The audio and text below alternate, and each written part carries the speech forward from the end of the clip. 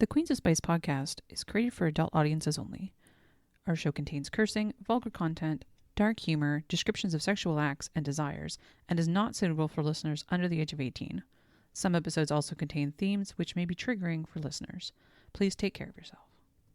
And then they're like in a fucking ditch 12B and they don't have the guy's fucking hand anymore.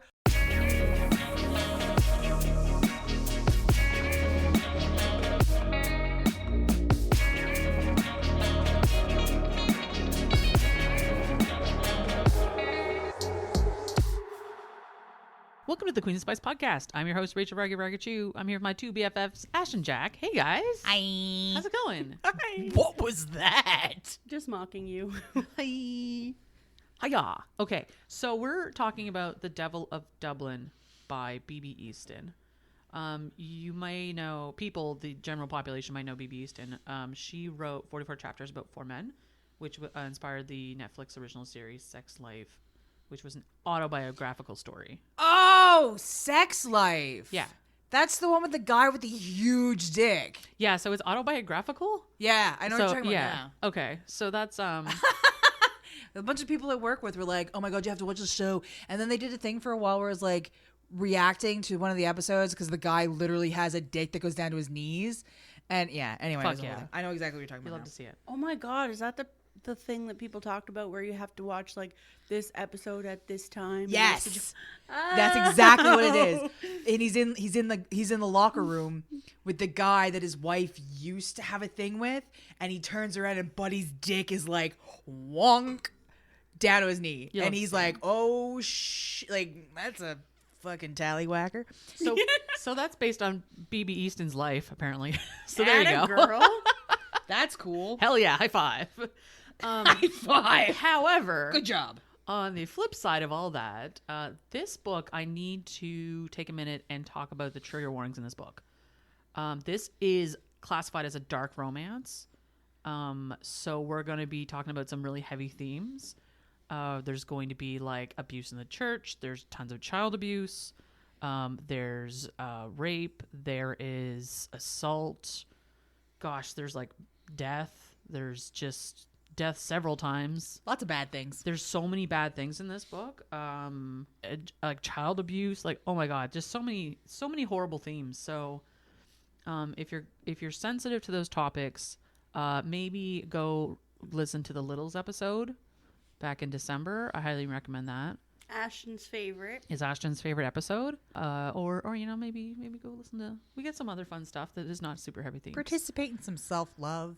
Find that Take care of yourself. Uncle Jake podcast. Oh, heavens. Anyway, so just a heads up, guys. Going to be talking about some heavy shit here. So I can't remember anymore if my grandfather's eyes were blue or green, but I'll never forget the way they wrinkled in the corners when he laughed at his own jokes, or the way that they sparkled with mischief when he told me tales about magical creatures that dwelled in the forest behind his humble Irish sheep farm. Shy fairies who like to eat tea biscuits, cruel witches who like to eat children, a moody lake spirit with a taste for expensive gifts. As a child, I believed every fantastical word. But when he warned me about the mute boy who also lurked in those woods, the one the priest had declared to be the spawn of Satan himself, I refused to listen. Kellen wasn't evil. He was a kind and beautiful and special and hurting. He was my friend. And with every summer I spent stolen away with him in those enchanted woods, he grew to become so much more. But when I returned to Glenshire as an adult, grieving and engaged to someone else, all those legends quickly morphed into nightmares. My grandfather had been right about everything, especially the boy. If only I had listened. So welcome to Glenshire. It's based on another small town that's in County Kerry. B.B. Easton, in the back of the book specifically, cites that some of this is based on things her family had gone through. So yeah. I was like, what? Oh yeah. So yeah. there are some things in this book that are tied into reality, in a big way, and so it's like semi-autobiographical in that regard. But this is a fictitious story, and it does have to do with magic and That part and threw folklore me off. and stuff. It's interesting because, like, especially going through and reading it the second time, it's like you don't get, like, you get the folklore-y kind of feel, but like the second time going through it and analyzing it a little bit closer, it feels so much more magical almost. But at the same time, it's it's almost like a desensitization thing where you're disassociating. It's more of that kind of creature, I think. But yeah, man. Okay, so we start the book where Darby Collins, she is from Georgia in the States. And her mom are visiting her grandfather in Ireland, in Glenshire, specifically in County Kerry. Her grandmother has just passed away. And she's, I think we start this where she's 8. And so she is, a child. And her grandfather's telling her all these like fantastical stories about the fairies that live out in the woods out back. And there's like the little folk. And there's like a witch that lives in this hut over there. So like she likes to eat children, so don't go over there. And there's like this spirit in the lake, or in the loch, sorry, likes to receive gifts and stuff like that. So there's all this lore and stuff, especially in Glenshire, that Darby's just like enchanted with. So she goes off into the woods to play, and she comes across this kid who she's like, oh, that must be the fairies. Like she hears some noise or whatever in this kind of like burned out hut area. And so she had brought a biscuit with her, of course, per her grandfather's, suggestion, because the good folk like treats. And she offers, biscuits. She finds this, and so it's this boy who's like sitting there crying. And he's got like a look to, like he's kind of feral looking almost, or no, like he doesn't say anything. He just like makes noises. He doesn't speak. And she offers him this biscuit, kind of like you would like an animal, like coaxing him out. She thinks he's a fairy. Yeah, and so he takes the biscuit and eats it and whatever, and because he's feral. And he's probably never had a biscuit in his life. He's also crying. If she finds him. And then Darby just kind of starts playing games, like pretending to be Harry wizards Potter. And stuff. Yeah, they start playing Harry Potter. And Kellen doesn't know what Harry Potter is. This is Kellen, by the way. Doesn't know what Harry Potter is, so he's just like participating in this. And he goes and finds his shoe and fills it with water. It's his own shoe, Ashton. He takes his own shoe. Oh, right. So he needs to find a cauldron because they're making a potion to protect them from the evil witch. The way that she writes the kids in this is so fucking good. BB Easton has nailed children. Like the childhood. Wow. Sorry. She's really nailed the like childhood wonder and the like, whimsy of it, and how kids perceive stuff. Right. And so when her grandfather, for example, pronounces the word lock, she says it in her head back like L-O-C-K, like has it actually pronounced, but it's spelled L-O-C-H. Right. Or L-O-C-H-E. So it's really interesting because there's a number of those throughout the book, which are great because especially if you don't know how to pronounce certain words, then it tells you how to pronounce them basically from her perspective. Oh, so it's like a kind of a dual agent thing where it's kids in their childhood wonder, and it's also helping the audience understand things. Yeah, it's like that unreliable narrator kind of component where you're experiencing it through the child, and so like even her, I mean, as the reader, he's not a fairy. Well, I mean, as you don't know, but you kind of extrapolate that he's not a fairy. He's just an abused little boy. Well, and that's the thing, because she also cites that at one point she's like, I noticed he had a cut on his lip, and I wanted to kiss it like my mother did for me whenever I had an injury. And so, but she didn't because she doesn't know who he was or whatever. Her mother, it was her father, wasn't it? It was her mother. It was her mother. Because her father like has so little to do with her life at this point. I thought there was a point though where she was like commenting on how horrible her dad was, but the one thing he was really good at was putting band-aids on like boo-boos or something like that. That's not from this book. Oh, okay. I promise you it's not. That man's a fucking monster. Oh, I 100%, I 1,000% agree with that. I just, for some reason, I thought there was a point where like she like came to terms with how horrible early on because he was good.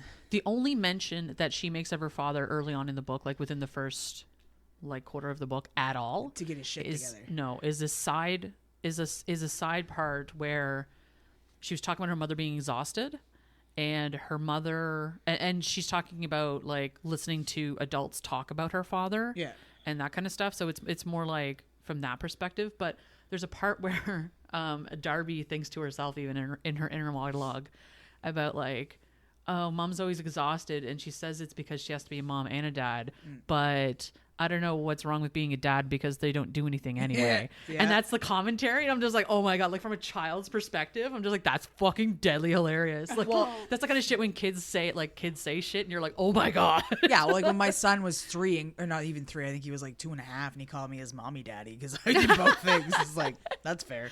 It's too funny. And it's so like, anyway, that kind of like little whimsy that pads out this story of like horrendous abuse, because this kid is because it's dual perspective back and forth, and so when you get Kellen's perspective on things, he doesn't really talk a lot. Like he'll say some things, like make noises, and then like when we jump ahead 2 years after this, or sorry, we jump ahead 1 year after this, because she comes to Ireland every summer for a number of years, and then we see some tragedy in the story, but every time you get those moments together with them, like Kellen is such a fucking, like there's so much shit going on, and It talks about like the way things get caught in his throat, or like trapped in his throat, or shut down, or like the iron in his throat stopping him from being able to speak. And so he only ever really says things out loud when he's almost forced to. Like he's in a situation where she's gonna leave if he doesn't say anything, and so he says something. And because or she's in trouble. she represents such a thing to him so early on, like the one bright light. And it's like the trauma bonding, this is so fucking Oh my God. tragic. Well, and this is the thing too, because the trauma in her life doesn't happen until she's like 13 or 14, Yeah. and the trauma in his life has never stopped. Yeah. Actually, he stops his own trauma kind of around age 15 or age 17. Sorry, he kind of like deals with it in a way. Anyway, but let's go back to the story here. So, they see each other every year for a number of years, and then there's 2 years at one point where you get this kind of quiet peek behind the curtain of what's going on with her mother. And she's like, oh yeah, we couldn't come this year or last year because like mom, we had more medical bills than usual is what she says. Yeah. And you know, we had to cut back on some stuff, whatever. So you just kind of get that little itty bitty peek every so often about like maybe her mom is unwell, which is another thing that like, again, it's like foreshadowing kind of. Well, they talk about the grandmother's illness because they don't mention it right away that she had cancer, but then you find out that the grandmother had cancer. She had ovarian cancer. Ovarian cancer. Yeah, because there's some another. Well, and so her mother's her aunt, her mother's sister, Yeah. mentions like like a good Catholic woman married for so many years and only had 3 kids. Like Yeah. there was something wrong. Like so there's a lot of those kind of again, it's like Foreshadowing. it's told from the child's perspective, so you don't get the entire story, but like as the reader you get to kind of piece it back together. And the severity of it is kind of lost too. Oh, in that, absolutely. Like, you're getting it from the child's perspective. Like even like the things that Kellen goes through, you know, as the reader that they're tragic, but you almost don't get the full severity of it until you don't get the full severity of it until he's an adult, and it kind of starts to puzzle together because you know it's bad. But you don't realize how bad because it's almost like the child like shut down and the way he processes things and like gets through things, and his life becomes all about waiting until Darby comes back. So there's 1 year, I think it's when she's 10 and he's 12, I believe. They're playing hairdresser. Oh my god! Oh my god! And this is such a cornerstone for Darby's personality. And again, this is a very tragic fucking book. It's very tragic. Let's find a nice, fun book to read for Jesus. St. Patrick's Day. It has to do a lot with Dublin and anyway. So We could have done Morbidly Yours, but no. So she is like brushing his hair with like a faux stick or whatever. Like again, she's like 10. And he has like long hair, and his caregiver, Father Henry, who's, you know, the biggest piece of shit on that's a planet thing. Earth. I wrote the literal devil because he is. Literal fucking devil, sorry, because he is. He doesn't like him having long hair, but He keeps Kellen keeps pointing to the picture of Jesus on the wall because Jesus had long hair, and so he kind of let it go. Anyway, not that he respected that whatsoever, but that was his like, he'll leave me alone if I say that. Yeah. So Darby French braided his hair, and Kellen got to like such an emotional release level where he started crying because somebody like actually touching him is number one. Showed him affection. Well, number one, she showed him affection, but number two, he also is not used to people touching him. So it's like this weird like back and forth in his brain about like, this is really bad, like getting triggered, but this is also very comforting because this person cares for me. And so right, it's like gentle touching. gentle not touching. like- Yeah. Not like horrible, awful touching. Right.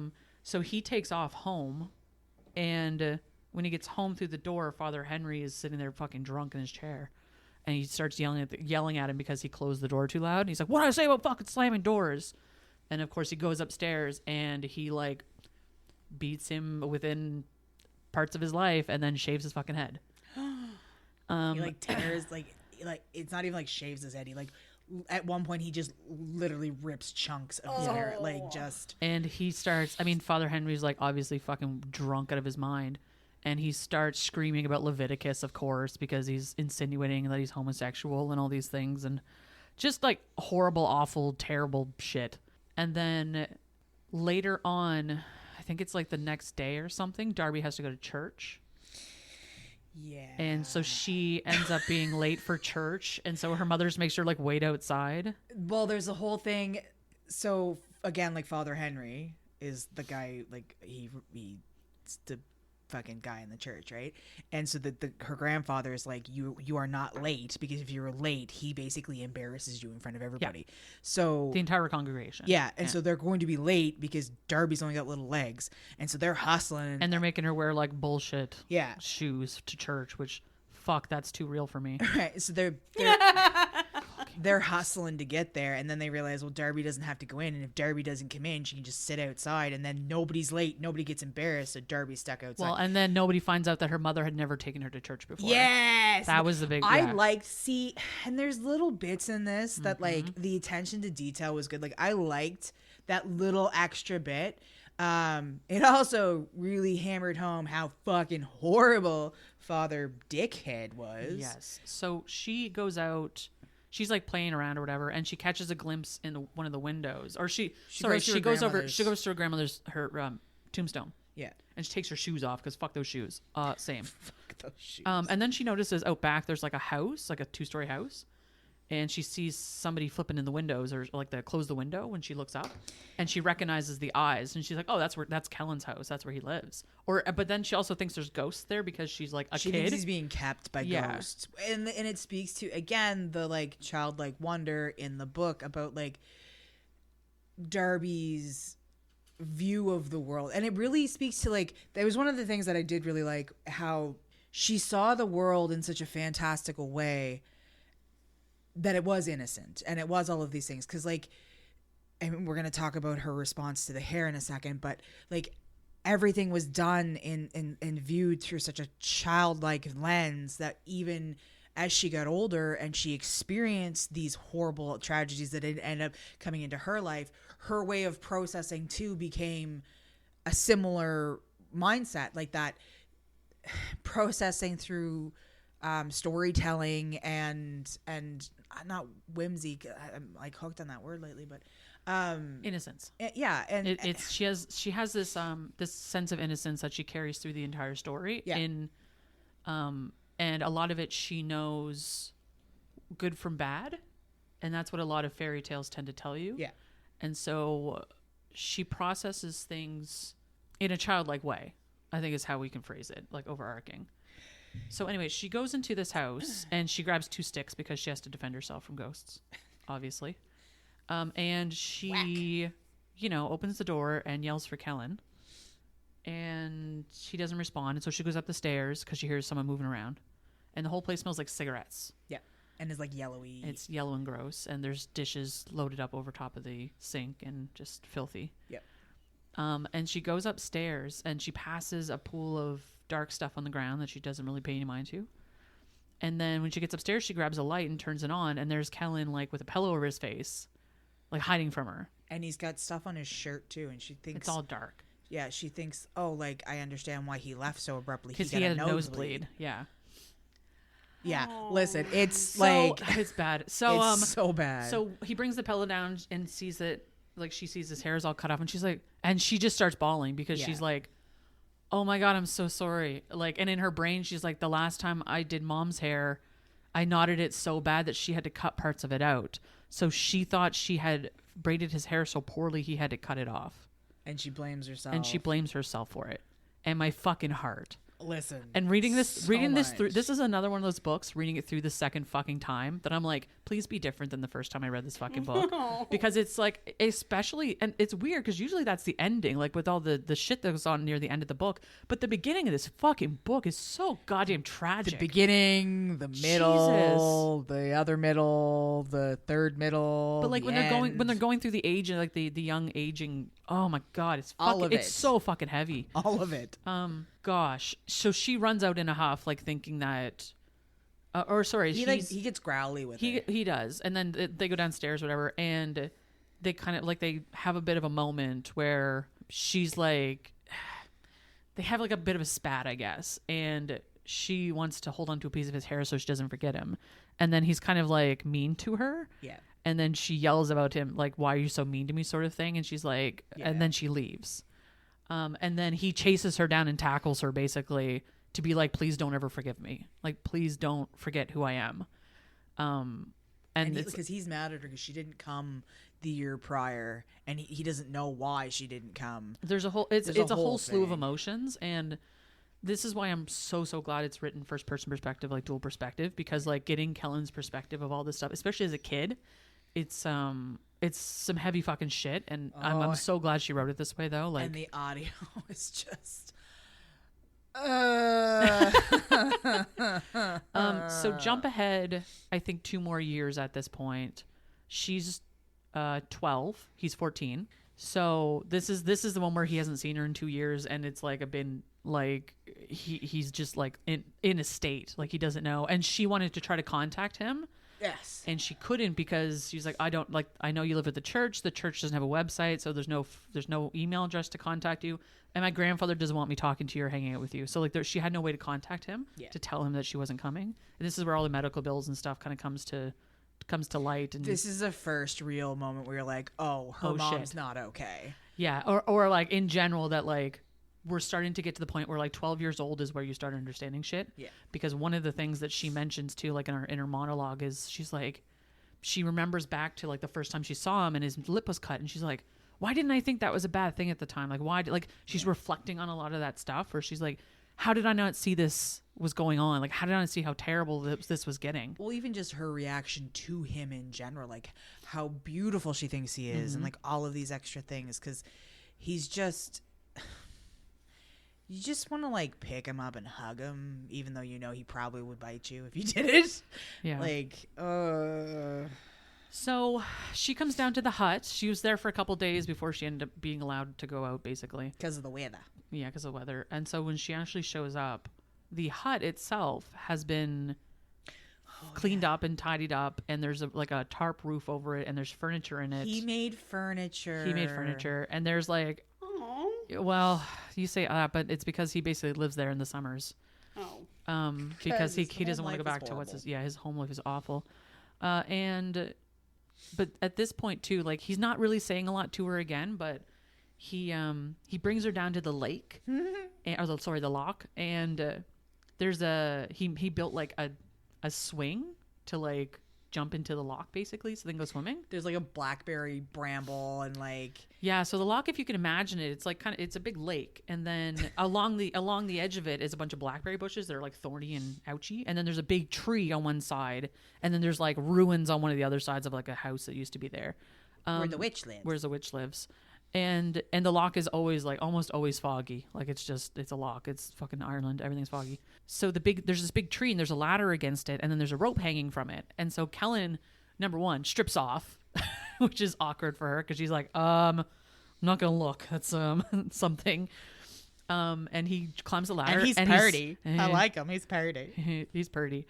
And grabs the rope and swings into the loch. Like basically showing her like, hey, I built this thing, like let's go swimming in the loch together. But also like it's one of the first times you get like genuine glee from Kellen. Yes, like, he is so fucking happy to see her. Yeah, and he's like he wants her to experience this happy with him. Yeah. Like even earlier on there was a scene where she met him again and he was playing Army, where he was like throwing grenades and stuff like that. Like it was almost like going through the motions instead of having kind of an emotional response. Like this is the first time you see him share something with her without her being the instigating force in it. Like, he wants her to experience this with him, kind of thing. That's how I took it anyway. That's legit. And so she is like super apprehensive, which is weird for her too, because she's usually pretty like courageous character, super ballsy. But she's a little apprehensive. She like, again, strips down to her skivvies and then climbs the ladder and has a hard time climbing the ladder, of course. The older we get, the more scared we are of It is things. not to do with that, actually, but that's fine. It has to do more with the fact that she's tiny. She little.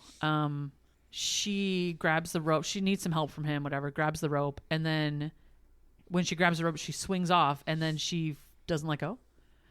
And then when she like falls back against the tree, like swings back against the tree and then let goes. And then she ends up in the fucking blackberry bushes. He climbs up after her to try and help her get the rope. Yeah, it's a whole thing. Anyway, Yeah. she ends up in the blackberry bushes, and he like panics the fuck out of that and starts yelling her name, obviously.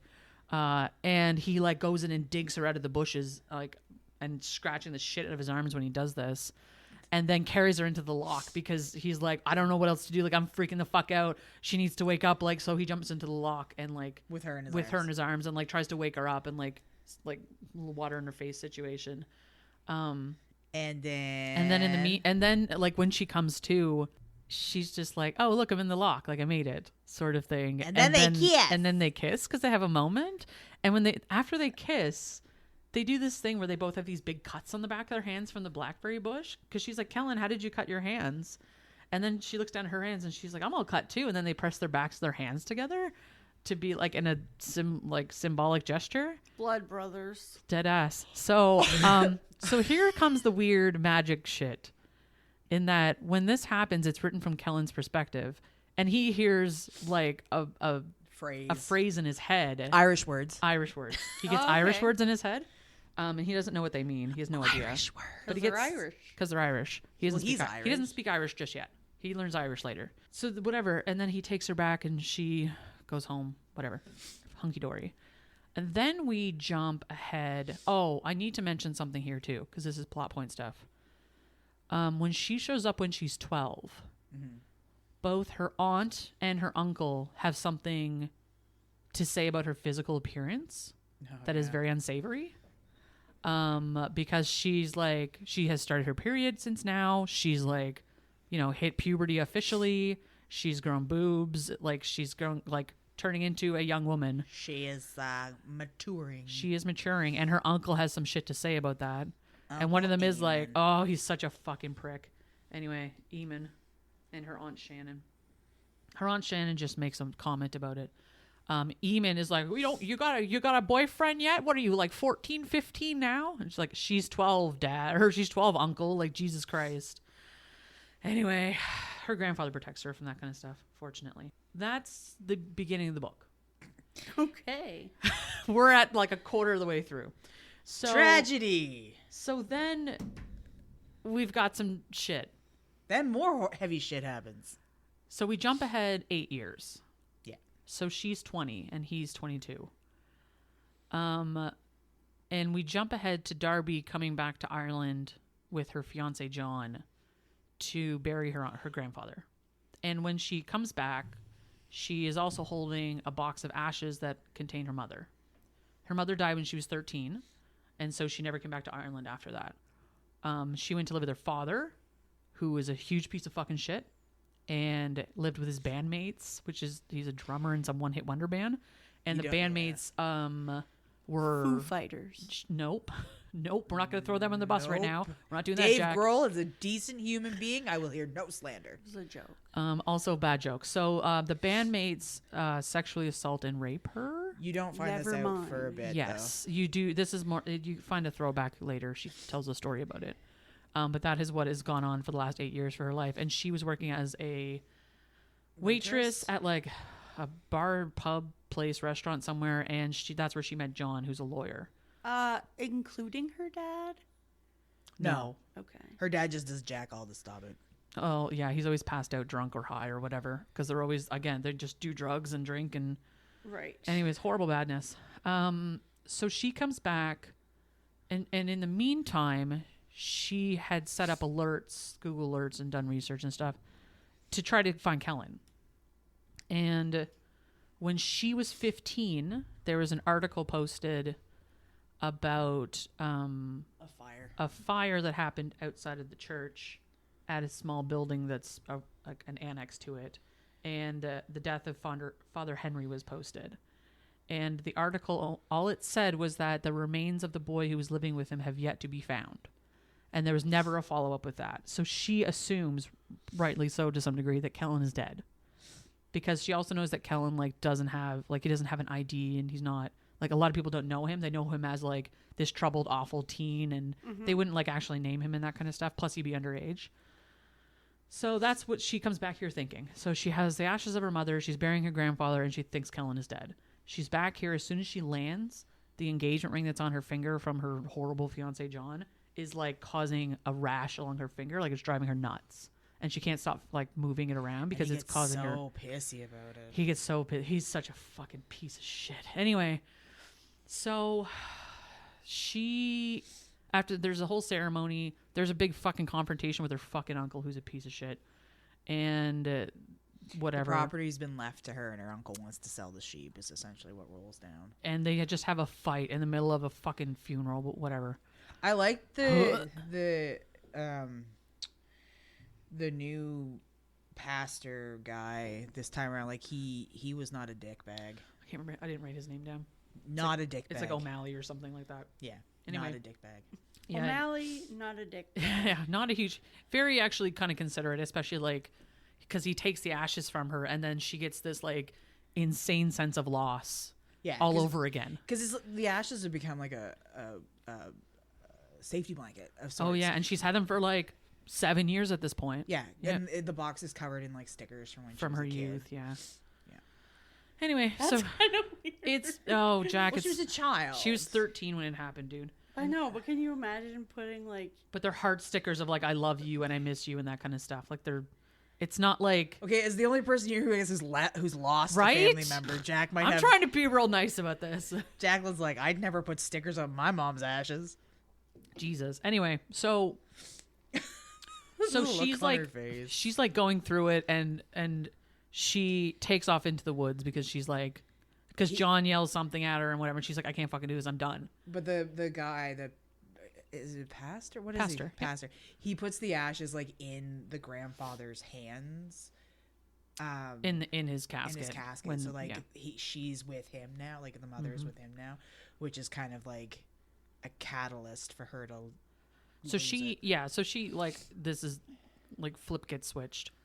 And she takes off into the woods. And, of course, where is she running? She's running straight to their cabin at the lock to, I don't know, she's looking for Kellen. In her mind, that's what she's doing. She's looking for, like, something that's going to feel good or familiar or, not feel like this. So she runs into a house, and she's like, oh, shit. No. She runs into this house and she's like, oh shit, I went the wrong way. And then like this woman comes out, this super old woman comes out and she's like, oh, I'm sorry. Like, I didn't realize this was your property and I went to the wrong place. I must be lost. And she's like, no, come in, dear. Like, cause she's bare feet right now and she's running through the woods. So like she's injured or whatever. It's the witch. And so this woman, lets her inside and there's like pelts and shit hanging from the rafters. And anyway, and she sits her down in front of the fire to warm her up. Because she's the witch. And she talks about her marriage. She talks about her destined. Yeah. And obviously she's like, well, like Kellen's dead. Like whatever happened there, like I can't find him. He's dead. And she's like, you wouldn't go looking for him if you knew that, would you? But they talk about the ring too. And she's like, no, I'm not talking about that wedding, like that person. I'm talking about this person. And this is where you find out about the lady in the lock, and she tells her the story of this woman who lived in Glenshire like hundreds and hundreds of years ago, and she was the wife was the heart's desire of this guy, and he could never buy her favor. Like nothing that he gave her would make her love him, and so he ended up killing her and drowning her in the lock. And so there she stayed. And you would have couples come down and give something to the lady in the lake to bless their union. And so this was like the folklore of the area. And she was she's telling Darby about it. And Darby's asking like, how would they do that? And she would they would prick their fingers and press them together while they're kissing. And she would say a phrase and bless their union. And you get 3 freckles and on that your union, finger. You end up 3 freckles underneath one of your knuckles. And she looks down and she has the 3 freckles underneath her knuckle. And so, fuck John. So that's your wedding band. That is your wedding band. So she freaks out and she's like, "This is bullshit. I'm my fiance. I need to go. I'm way down. I'm gone. Bye." And she takes off. Wait, who said the phrase? This crazy woman says the lady in the lock says the lady in the lock says the that's phrase. how she blesses the union. Yeah. Yes, yes, you may. And then she says the phrase and you're blessed. And then you get the freckles on your finger, which indicate that you are now, destined this is to be folklore. Yeah, so this doesn't happen, right? So this is the point, is that it doesn't happen. So that's not a thing that actually happens to people. Mm-hmm. But the lady in the lock decided that she and Kellen were going to be the people she did bless. Officially. Because that was the folklore of it, right? Mm-hmm. Anyway. Magic. So she takes the fuck off and she finds the actual hut. Yep. That's kind of dilapidated and knocked after and whatever. And finds a jacket. And there's somehow a jacket there on the ground. She's like, "That's fucking weird." But it's starting to hail, so I'm going to put a jacket on. And as it starts to rain, she takes off. She goes and pokes around the cabin and asks, yells Kellen's name and stuff. He's not there, obviously. Obviously. So off she goes. Off she fucks. She goes back to her grandfather's house, which is over the hill. And fortunately, the door's unlocked. Bless. And she goes in and yay! Something went right. Something went right. And it's pouring sheets at this point, and there's something angry going on in the waters. Do you know what I mean?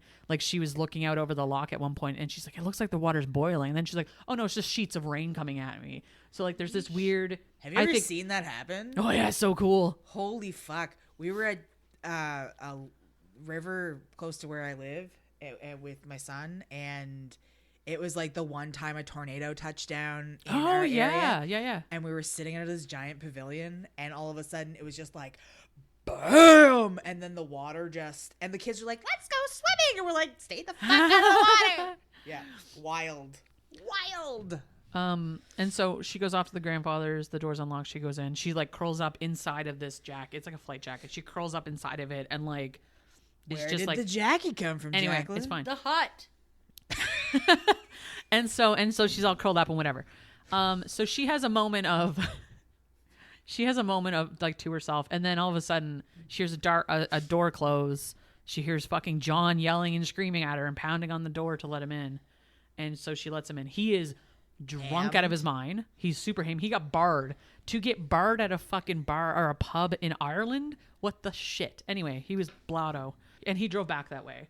It was a whole thing. Because he's a smart, he's such a lawyer man. Fucking piece of shit. So then they get into it, and Darby has this thing now where she tries to keep the peace as much as she can, very non-confrontational, and so she's trying to placate him in every fucking way. And of course, he's losing his mind.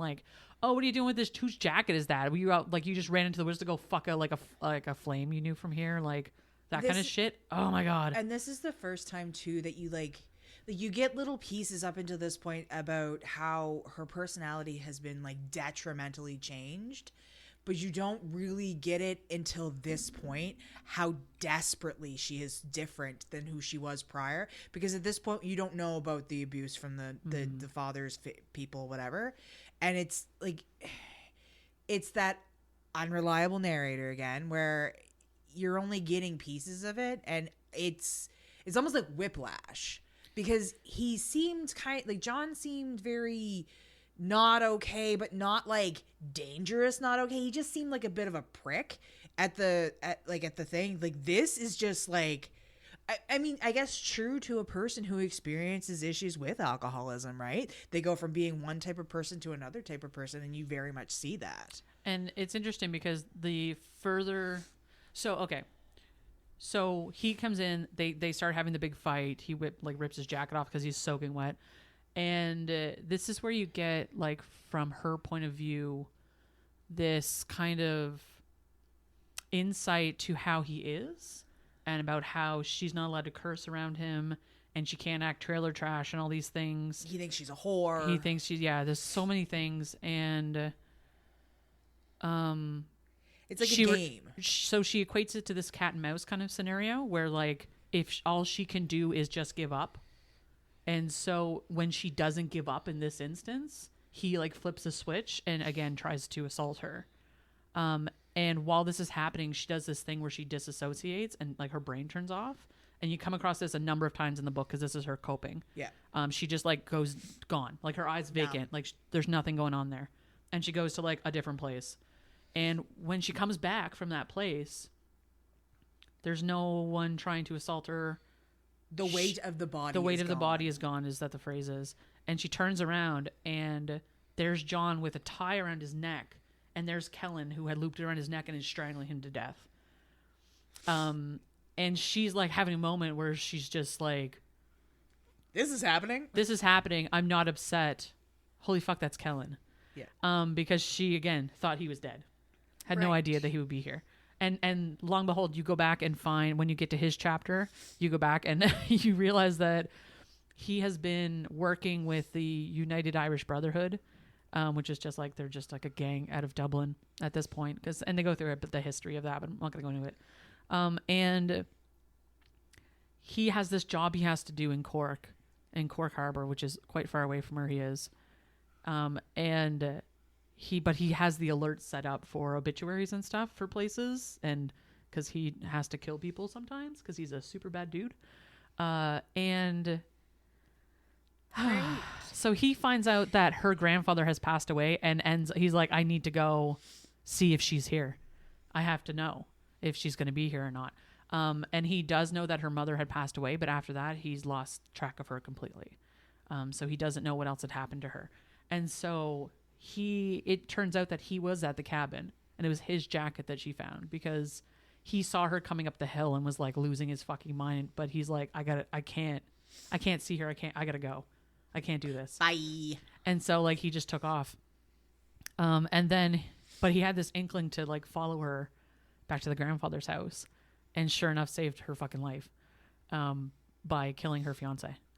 So then they go through back down to the lock, because now we've got to deal with a body, and he is operating with like precision and detail, like he has done this 100 times before, because he has done this 100 times before. I mean, the rock thing was pretty clever. The rock thing was very clever. So he finds this big rock, he rolls it down, and he like affixes John to it, like ties him to it, and then rolls it into the lock, into like the deepest end where it's not gonna come back.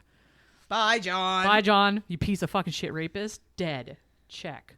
I will say about he was trying to assault her when he was great. And Kellen like obviously lost his fucking shit and killed him. So and no one's sad about that, quite frankly.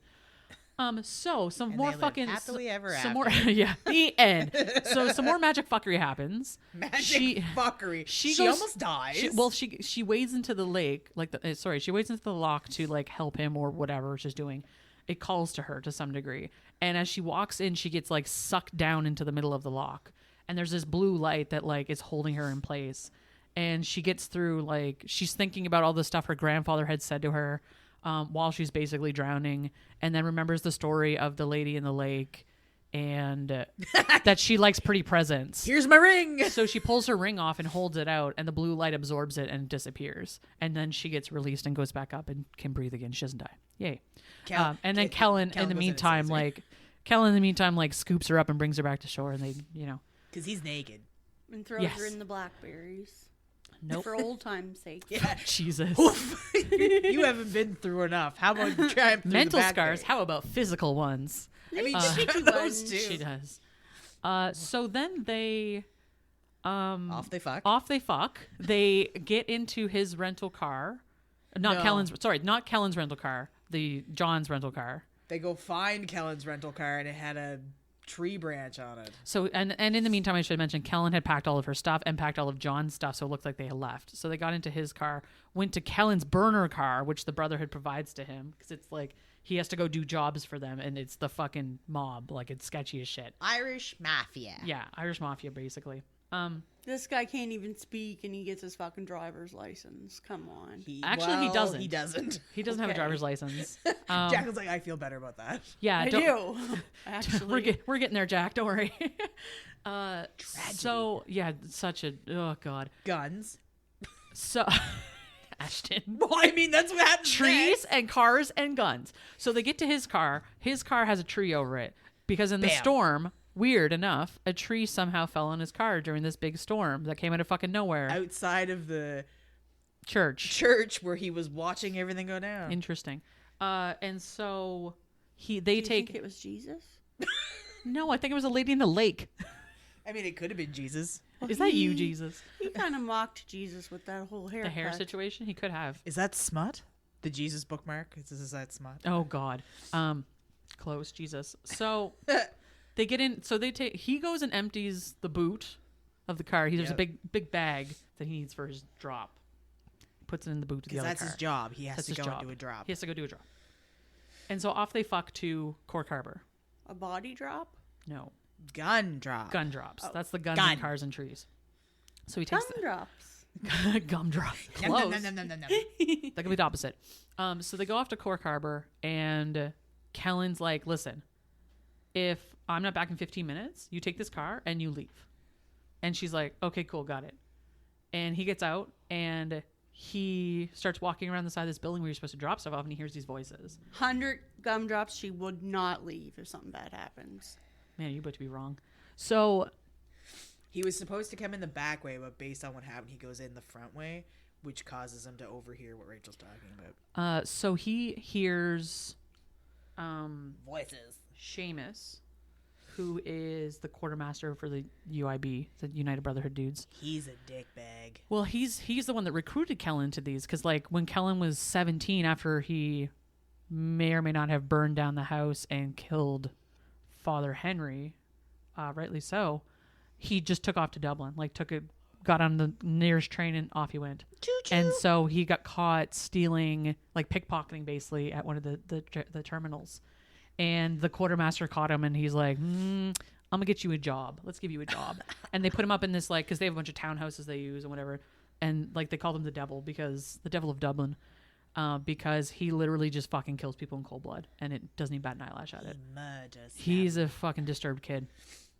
And he just needs love. Yeah, you're not wrong. So And French braids. oh, I too want to soon. hug him.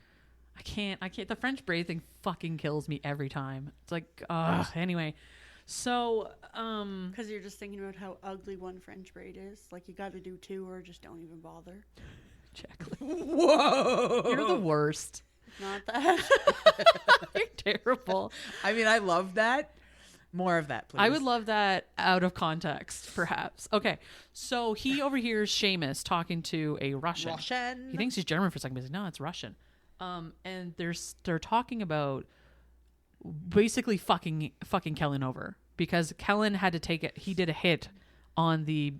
He's like a Russian mob boss dude, someone important. Seamus and his dickbag friends told him he was supposed to. And so in order to avoid war between the Russians and the Irish people, this particular group of Irish people, they are offering up Kellen to the Russians, basically, because they want to fucking torture the shit out of him. For Sorry we had your guy murdered. We'll give you the guy who did the murdering if that'll make you leave us alone. And it will, and that's what they want. Yeah. And that's bonkers. And so Kellen overhears this, and he's like, doop, doop, doop, doop, doop, turn around and leave. So as he's leaving, one of the cars goes to leave and pulls up behind him, and they see him, and now we're on a chase. So Kellen takes off. He's trying to situate himself to get back to Darby to get her the fuck out of there. And when he goes back to the car, Darby gone. She gone, because it's been more than 15 minutes. Oh, good for her. We like a smart cookie. We love a smart never girl. happens. Right? Okay. So then he goes to okay, I've got this plan. I'm going to do this thing, whatever. And then Darby backs in, and she's like, let's fucking go. And he gets in the car, and they take off. Because she also saves the day. She also didn't fucking leave. Anyways, it's fine. She did, but then she came back. She came back. Because she saw what was going on. Because she's a decent human being. Damn, Darby. Automatic 15 gumdrops for that one. So are we rating this based on gumdrops? We are fucking might now. have to. Jesus, that's so... The dichotomy on that kills my brain. Right? Okay.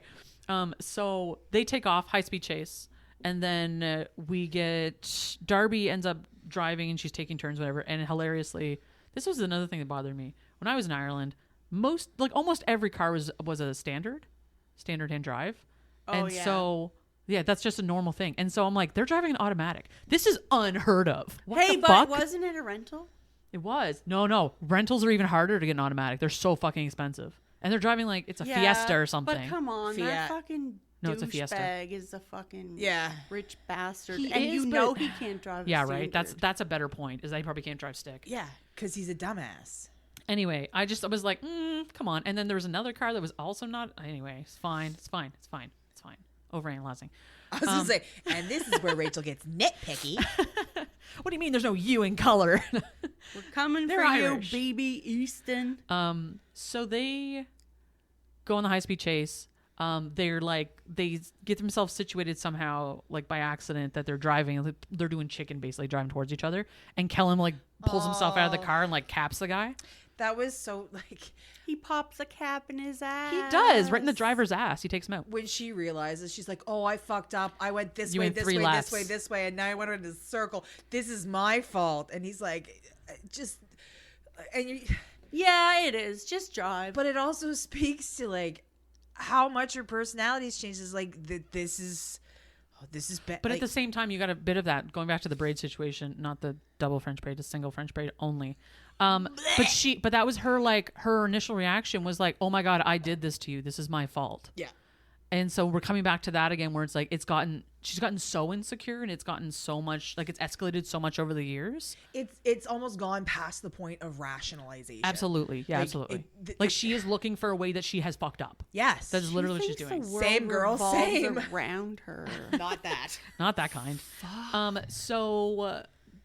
He takes You're out not the driver. that important, Darby. Okay. He takes out the driver, Levity. and Alexei, who is the Russian guy that's there, he ends I up love getting. the name Alexi. It's a good name. Alexei Lough, some of my favorite guitarists, passed away a couple years ago. Rip. I have no idea what you're talking about. Rip. Children about him. So Lexi the car goes into the ditch, whatever. This is important to know that the car is in this ditch. It's in this exact ditch. Don't forget where this car is. Ditch 12B. Okay. You got it. And Alexa gets out, raw, and then whatever, they take off. They break into this Airbnb that's empty because, of course, one does that. He's super clever. So breaks into that, knows it's empty. They camp out for the night. This is where we get the story about her background trauma shit.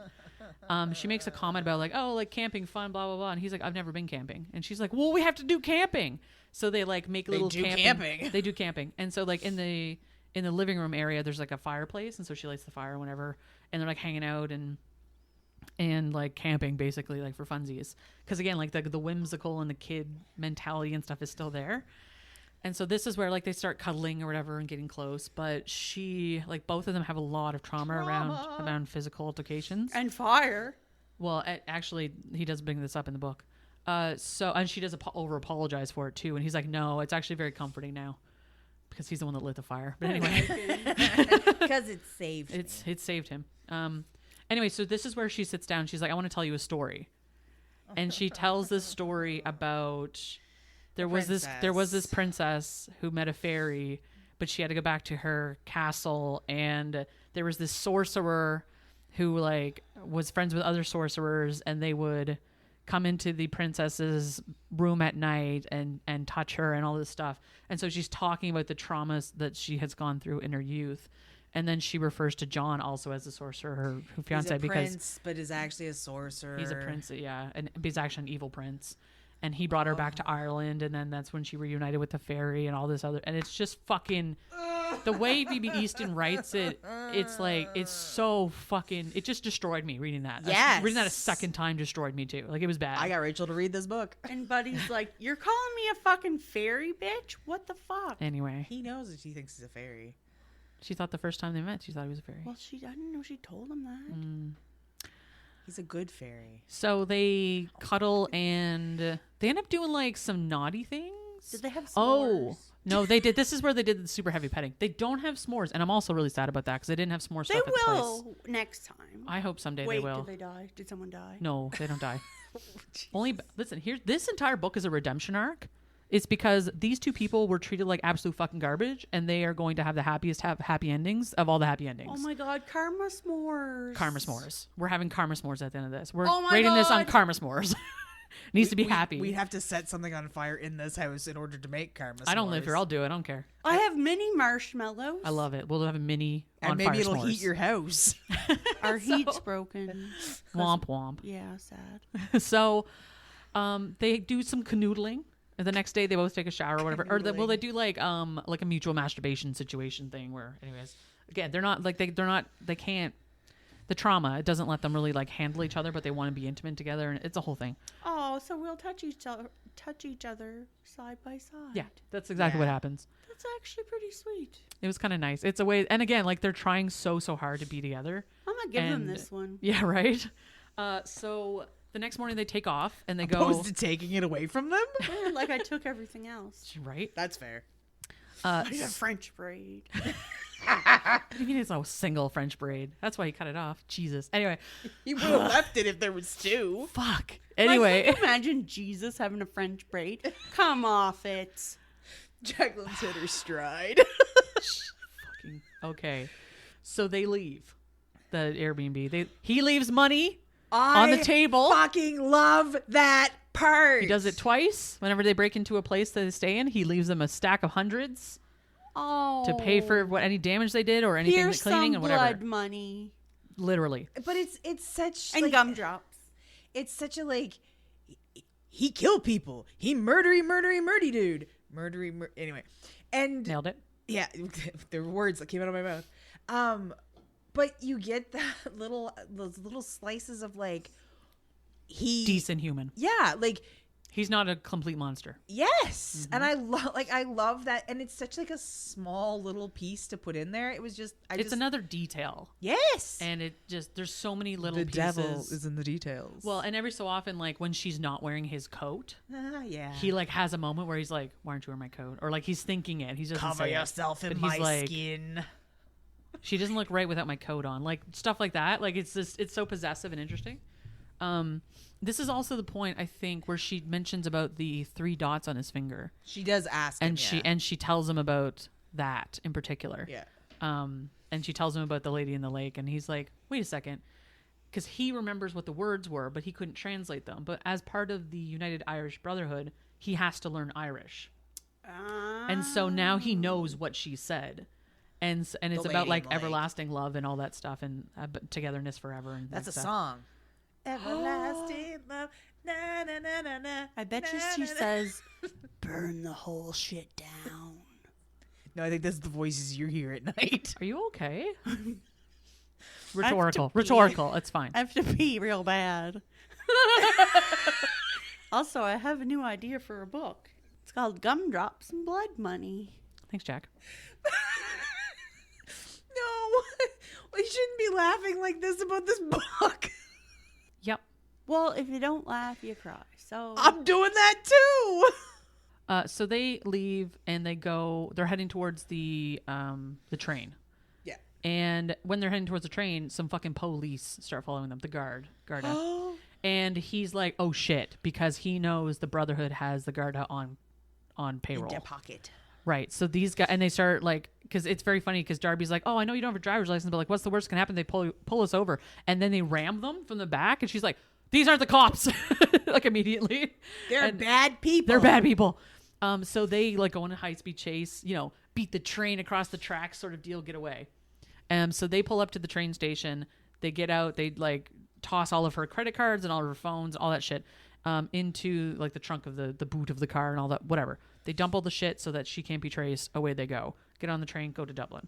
So now they're in Dublin. They get into another Airbnb and again bust the door in and stay there. And he specifically picked this Airbnb because it has a fireplace and s'mores. a library in the attic. That too. It's been All of the converted into a things. library, and Okay, it's that's this pretty beautiful like fairy lights and like soft cushions and stuff, like seating area to read. And He picked it for her. he picked it specifically for her. I have not heard about her reading a book this whole time. She's really big on. She's an English lit major. I should mention that.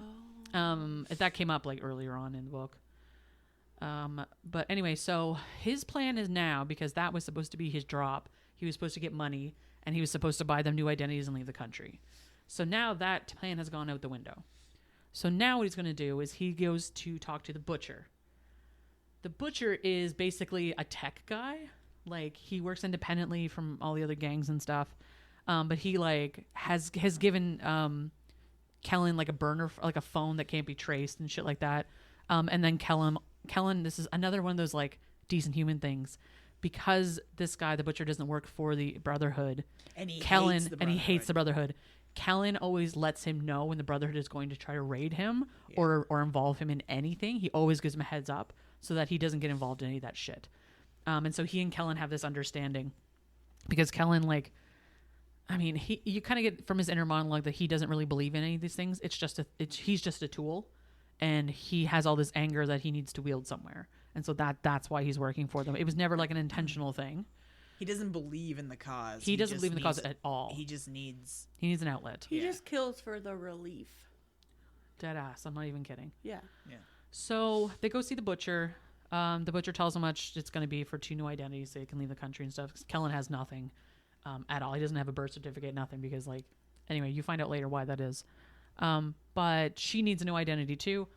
And so... And a marriage certificate. Did they tell you how much it costs? Yeah, yes. It was 25,000 euros for 2 new identities. However much it's going to cost to sell the guns. Well, in this case. So the butcher puts him in touch with someone else who would buy these guns instead. Also, inside the bag, surprise, they were like AR-15s that were like modded or something. Guns. To fully auto. They were American guns too. Hilarious. Yeah, that's not just like a gun, though. Yeah, it was a number of them. He has a gun. He has a Beretta, but he's toting around 15 AR-15s, like, and it's a lot. So he sets up this meeting with this guy who's called Liam the Brit. So he meets Liam the Brit at this bar. He sets up like a specific time to meet him and all this stuff. And he sets Darby up with like, listen, if I give you the signal, you go to the bathroom, lock the door, and stay there until I come get you. Hide. Yeah, hide, basically. And so the Brit comes in. They have a conversation about what they're going to exchange for money, whatever, for these guns. They talk about how, oh yeah, we always work with the Bratva, but like they charge an arm and a leg for this. I'd much rather work with the Brotherhood independently and all this stuff. So like they have like some business talk. And then he goes off, makes a call, and comes back. And he's like, oh, let's have a pint. And let's sit down and have a pint together and all this stuff. And Kellen is like kind of distracted by Darby because people are hitting on Darby at the bar. And he's just like, I am going to lose my mind in a second. So he's not really paying attention to the Brit in general. But once he starts like kind of coming back into his brain hole about this, he's like, wait a second, this guy is stalling for time.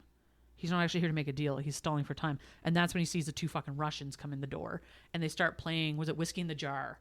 So like this is such a like a cinematic kind of scene. It's very interesting. I mean, there's a lot of things in this movie that is very like in this movie book.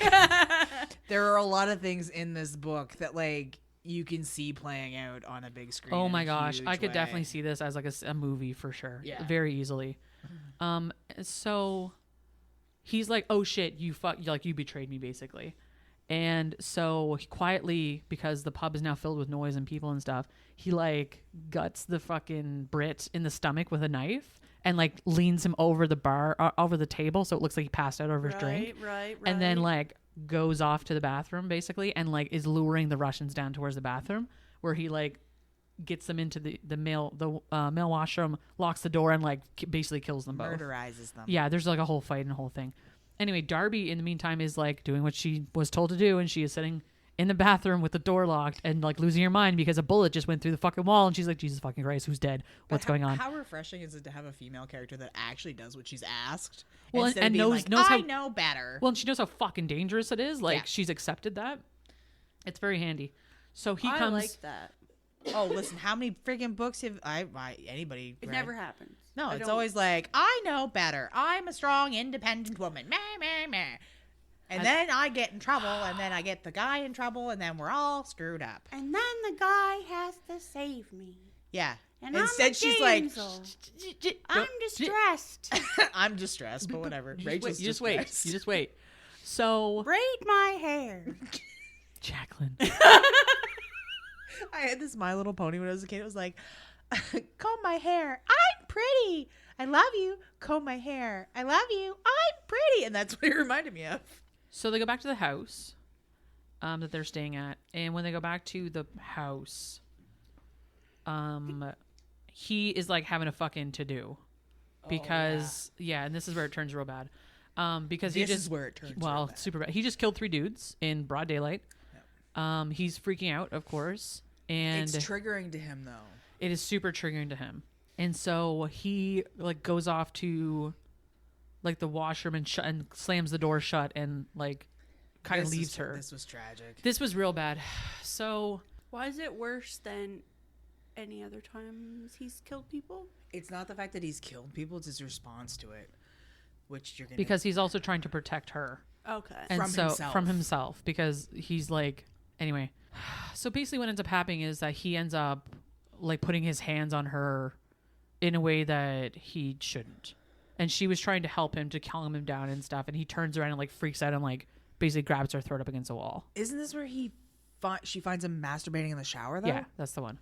So I guess what really hasn't been delved into too heavily is like he can't be touched in certain ways because of the tragedy that he's experienced. So she being the like super empathetic and like great human being that she is trying to figure out ways to give him affection and in a sexual way without crossing his lines.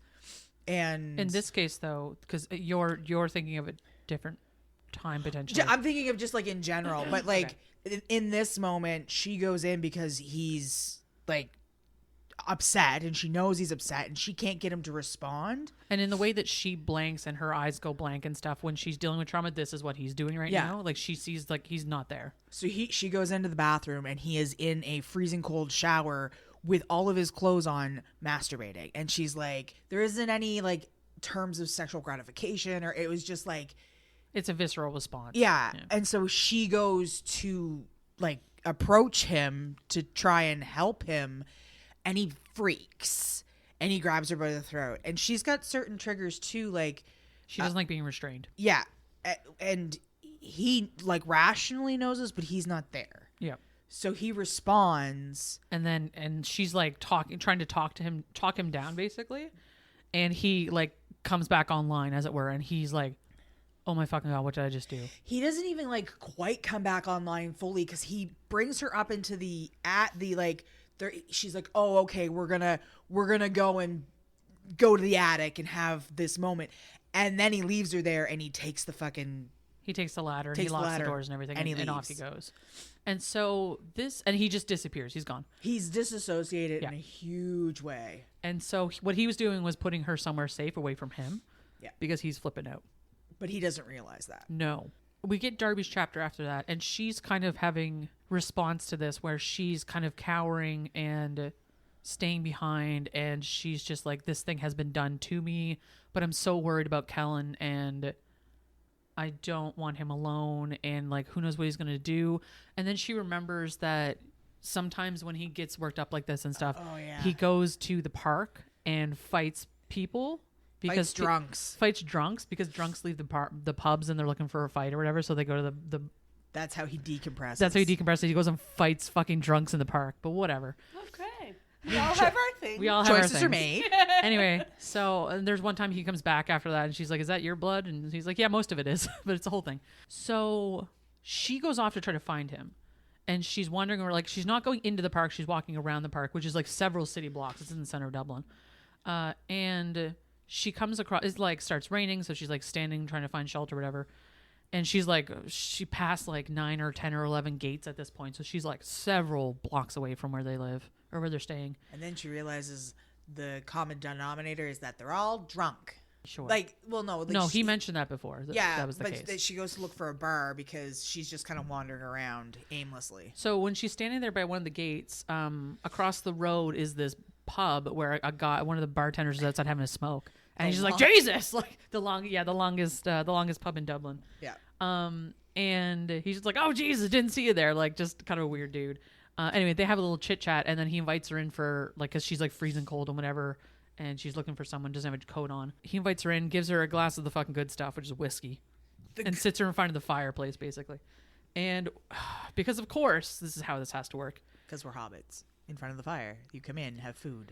Oh no! Second I was breakfast? lining it up for the next horrible thing that's gonna happen. Oh, okay. Because this is Because we're hobbits. Here's what's gonna happen. here's the horrible thing that's gonna happen. An ent comes in. There's an ent moot, and they take forever to have a conversation. No, so Orakai. because this is again very cinematic, she's sitting there in front of this fire, and the game all of a sudden turns off to like an alert, and the alert that comes up is these two Americans that are missing in Ireland somewhere, and they go by the name of Darby and Darby Collins and John John Dickface. Dickface. I can't remember his last name. John McDickface. Oh, And it's some weird, like, not Fitzgibbons, but like it's a weird last name. who knows? McDickface is my favorite, so we're Okay. going with that. McDickface. So John McDickface and Darby Collins, and the bartender was like, "Didn't you say your name was Darby?" And turns around and looks at her, and she's like, "Oh shit, I gotta go," and like gets up and runs. And all the people at the bar are like, "Yo, that's her. They said there's a reward and whatever." And of course, she runs straight into a fucking police officer. And so he's like, I'll take it from here, boys," and puts her in the back of the car. Except when he puts her in the back of the car, he also fucking blindfolds her. And so we And know zip that ties this her. is another guy who's they're looking for them, right? So in the meantime, Kellen like snaps back to reality standing outside of his old apartment where he lived in Dublin with the Brotherhood. And he's like, I can't get rid of these guns. I'm just going to go to my apartment. And if they get me, they get me. And if they don't, they don't. And I'm going to get the money because he's got bajillions of euros, like so many euros. Every job that they get him to do where he like murderizes people, he takes the money and he puts it away somewhere hidden so that he just has all of this. Because he doesn't have bank account. Yeah. So he has cash money. So he just has it hidden and Can't get a bank account without a personality. I mean, an identity. Vicious. So vicious. So he goes to find this money. He gets his hands on some money. He turns around and leaves. He does not come across anybody at all. Do not And pass code. well, but this is the thing. And it's like, he's like, well, that's weird. Why wouldn't they have any guards here? And he's like, oh, because all it would take was one text message. And the text message he get is, "We have Darby." And There was something with a like he realized that there was like a there's a camera. camera above his door which he fucks with too. He goes down to the basement of this place or wherever the heck they are, one of the garages. And there they have, he walks in and there's like only one guard or something. Like one of the new people is standing with Seamus. And he's like, he immediately clues in. He's like, they must be serious. There's only one guard here. And sure enough, they roll up and they have Darby in like tied to a chair, basically like restrained, which he knows that's not great. And then basically they out who he is to her. Because at this point, she thought he was like kind of special ops or something, like military to some degree. He never really like explained exactly what it was he did for a job. Right. And so now these guys are like, you know, the terrorist organization people are like, hey, this is a horrible, like they call him the Devil of Dublin. the Devil of Dublin. He's and the worst one of us.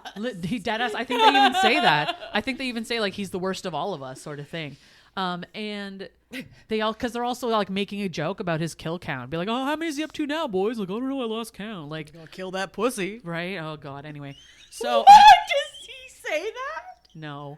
Oh my god. They do poke fun of him though about being like, he's like, they're like, oh my God, like this is finally the, like, oh my God, I thought you were like, I didn't even think he had a cock. I didn't think he had a cock or any of that stuff because Yeah. like this is the first woman they've ever seen him with. He hasn't been able to like it talks about it earlier in the book where like he has tried to be with women, but every time they touch him in a certain way, he fucking loses it. So he just gives up on it. So this is where we have the grand sacrifice, as it were, because he's like, listen, put Darby on a plane, send her back to the States.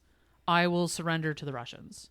And then Darby's like, don't fucking do that. And he's like, well, it's too fucking bad. Like, this is what I'm doing. So he sacrificed himself for the greater good. He gets shoved in a closet somewhere, or whatever the hell it is. A meat locker or some locker. shit. Yeah. And I don't know if it actually is, but Now I think she's it a is. stressed damsel again. well, actually, actually actually, He's a stressed damsel. he's the distressed damsel this Yeah. time. Dead ass Jacqueline. So she gets thrown in the back of a car. I can't remember the guy's name. He's some fucking arsehole. not Adrian. No. Why am I Oh. still remembering the fucking ditch, please? It's we're coming. We're coming to Jesus it. Christ. We're gonna have a throwback. Ronan. It was His name's Ronan. Seamus's like No, his name's Ronan. yeah, it was Seamus's like guy though. He was Yeah, like he's a security guard. yeah, he's like Seamus loves him. Yep. So Ronan is driving down the dark highway with her. She's obviously not going to an airport. She's going somewhere else. Yeah, because if they were gonna let her survive, they would have like blindfolded her, so she wasn't like. They didn't know their faces and whatever. So anyway, Kellen Dun. Kellen pieces that together at one point too, They because don't he's want like, her to know the way to the airport, guys. so she realizes that like she's fucked, but she also has this moment of like, I don't know, like the magic kind of kicks back in, and she gets the vision blue of like, light. The blue light like gives her the strength to be like, no, The I'm not freckles fucking on her fingers. dead ass. They're like, she's like, no, I'm not fucking giving up, and no, I'm not gonna lay down. I'm not gonna let these motherfuckers do this shit to me anymore. I'm just not doing it. So what does she do? She takes her fucking seatbelt, loops around the guy's fucking neck, and makes sure he slams on the brakes so that it locks, and she strangles him to fucking death. Because Darby. Nice, Darby. So then, Jacqueline, here comes the heist part. This is great. Where's the ditch? Where's the ditch? Where's Do you the remember car? it? 12B. Where's the ditch? Perfect. Thank you. Ditch 12B. Ditch 12B. So With what? Alexi, right? No, Alexi. He got up and was like, "Rawr!" He survived. Oh. But the driver didn't. This is important. Okay. So she does this entire elaborate thing, which comes out near the end because like we get the whole story. But this is what she does.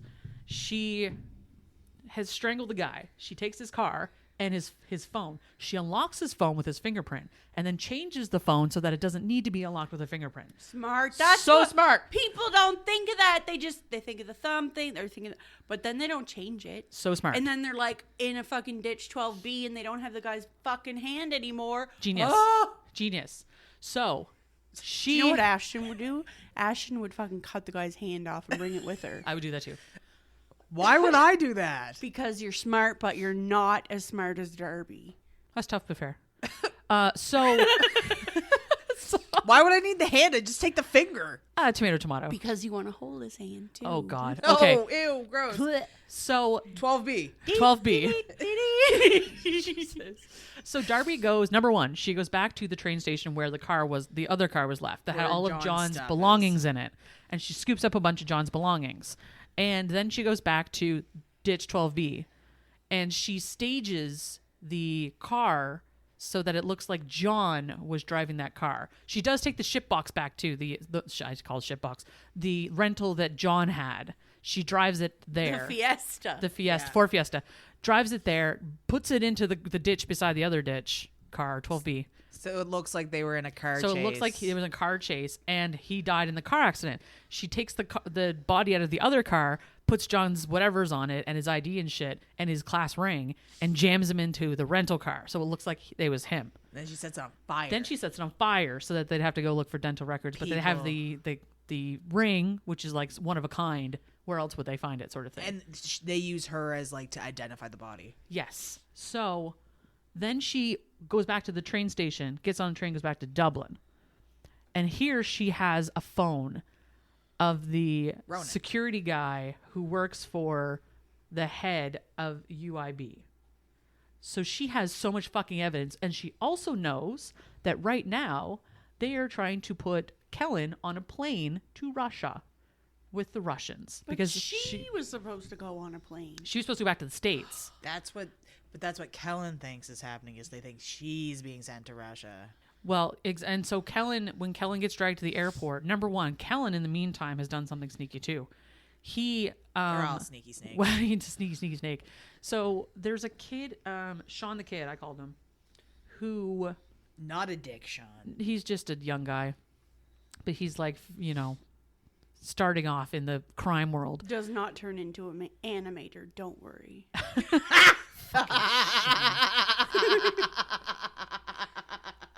A sentient HR nightmare in a different way. Jesus. I don't hate this guy nearly as much as that fucking asshole. Anyway, so when Sean goes to bring Kellen water, Kellen grabs him and pulls his gun on and puts it against his head, obviously. Stupid And kid. Sean's just like, for fuck's sake. And he's like, all right, well, we're going to make a deal now.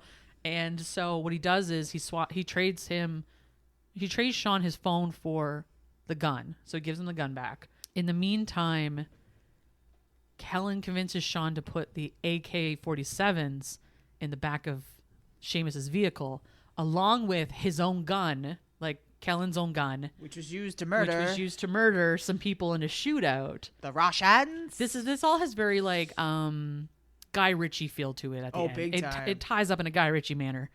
And Guy Ritchie's a little less tragic, but yeah, but like the heistiness of it is quite nice. It's the thought out process for me. It's the domino effect. It's the things that you don't realize are going to be knocked off by the things that are in play. 100%. So in the meantime, Kellen had taken the phone and tipped off like the police basically of what was going to happen. And one of the biggest faux pas in like the crime world is that you never involve the police unless they're on your payroll. And so these are police not on the payroll. Like it was like the people at the airport. They have a special, like the airport humans. Airport security? No, we have like, what are they called? Like FDA, like those humans. They carry TSA. They carry like guns and shit. It's crazy. Anyway, equivalent of that.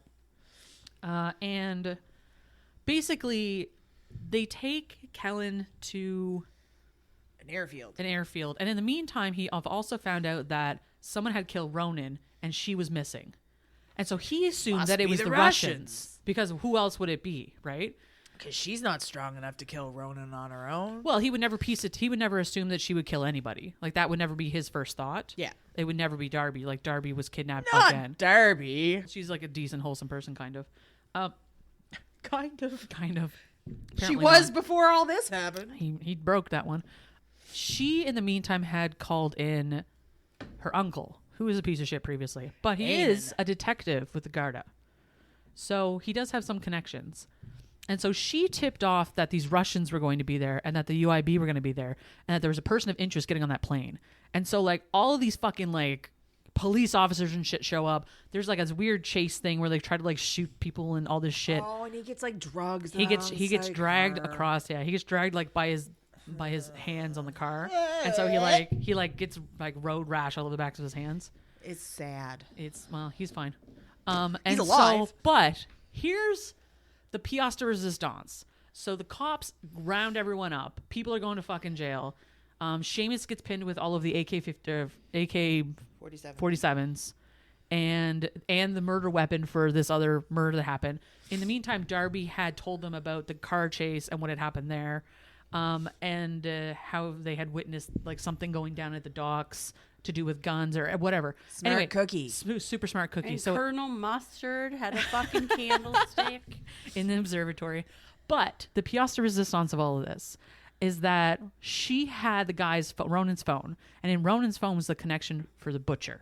Yes. And so what she did was she pawned off some of the expensive watches that John had for cash money, and she went to the butcher and got the papers for Kellen. So Kellen has an identity, he has a birth certificate, And his a marriage driver's license. license, and a marriage license, and all these other things. And so she gives that to him. Yep. So that he has it so that he can live a life, because she has cleared her name from all of these things. And so she has been found and she's okay. And she still has her inheritance. And Kellen now has an entire identity so he can go live his life. And he's like, do you still really want to do this? And she's like, yes. Yes, I do. And so they end up, and the marriage license is dated for that day. So they end up like getting married. Married. And it was also his birthday that they were claimed, like that was he decided for his birthday. Yeah. Anyway, whole thing. Spoilers. Happy birthday. Okay. Happy wedding day. So that is the entire book. Now we have like kind of an epilogue. Kind of an epilogue. So they end up So sweet. going back to her grandfather's home, and that's where they end up living. And they sell all the sheep. They sell the sheep off except for one. Who they call? It's a black Vlad. sheep. Yeah, Vlad. His name's Vlad.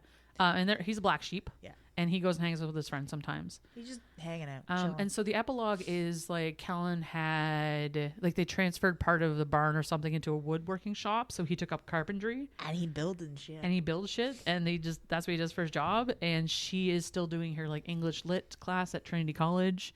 And she's working on a degree, and they have codependency issues, and that's okay. They're working through them and going to therapists. She's going to therapy. He Yeah. is not, but He doesn't. He's not ready to deal with his shit yet. she is helping him with her therapy. So it is their anniversary. Yes. It's a She year love later. them red flags. She's all about him. Code, yeah. So it's a year later. It's their anniversary.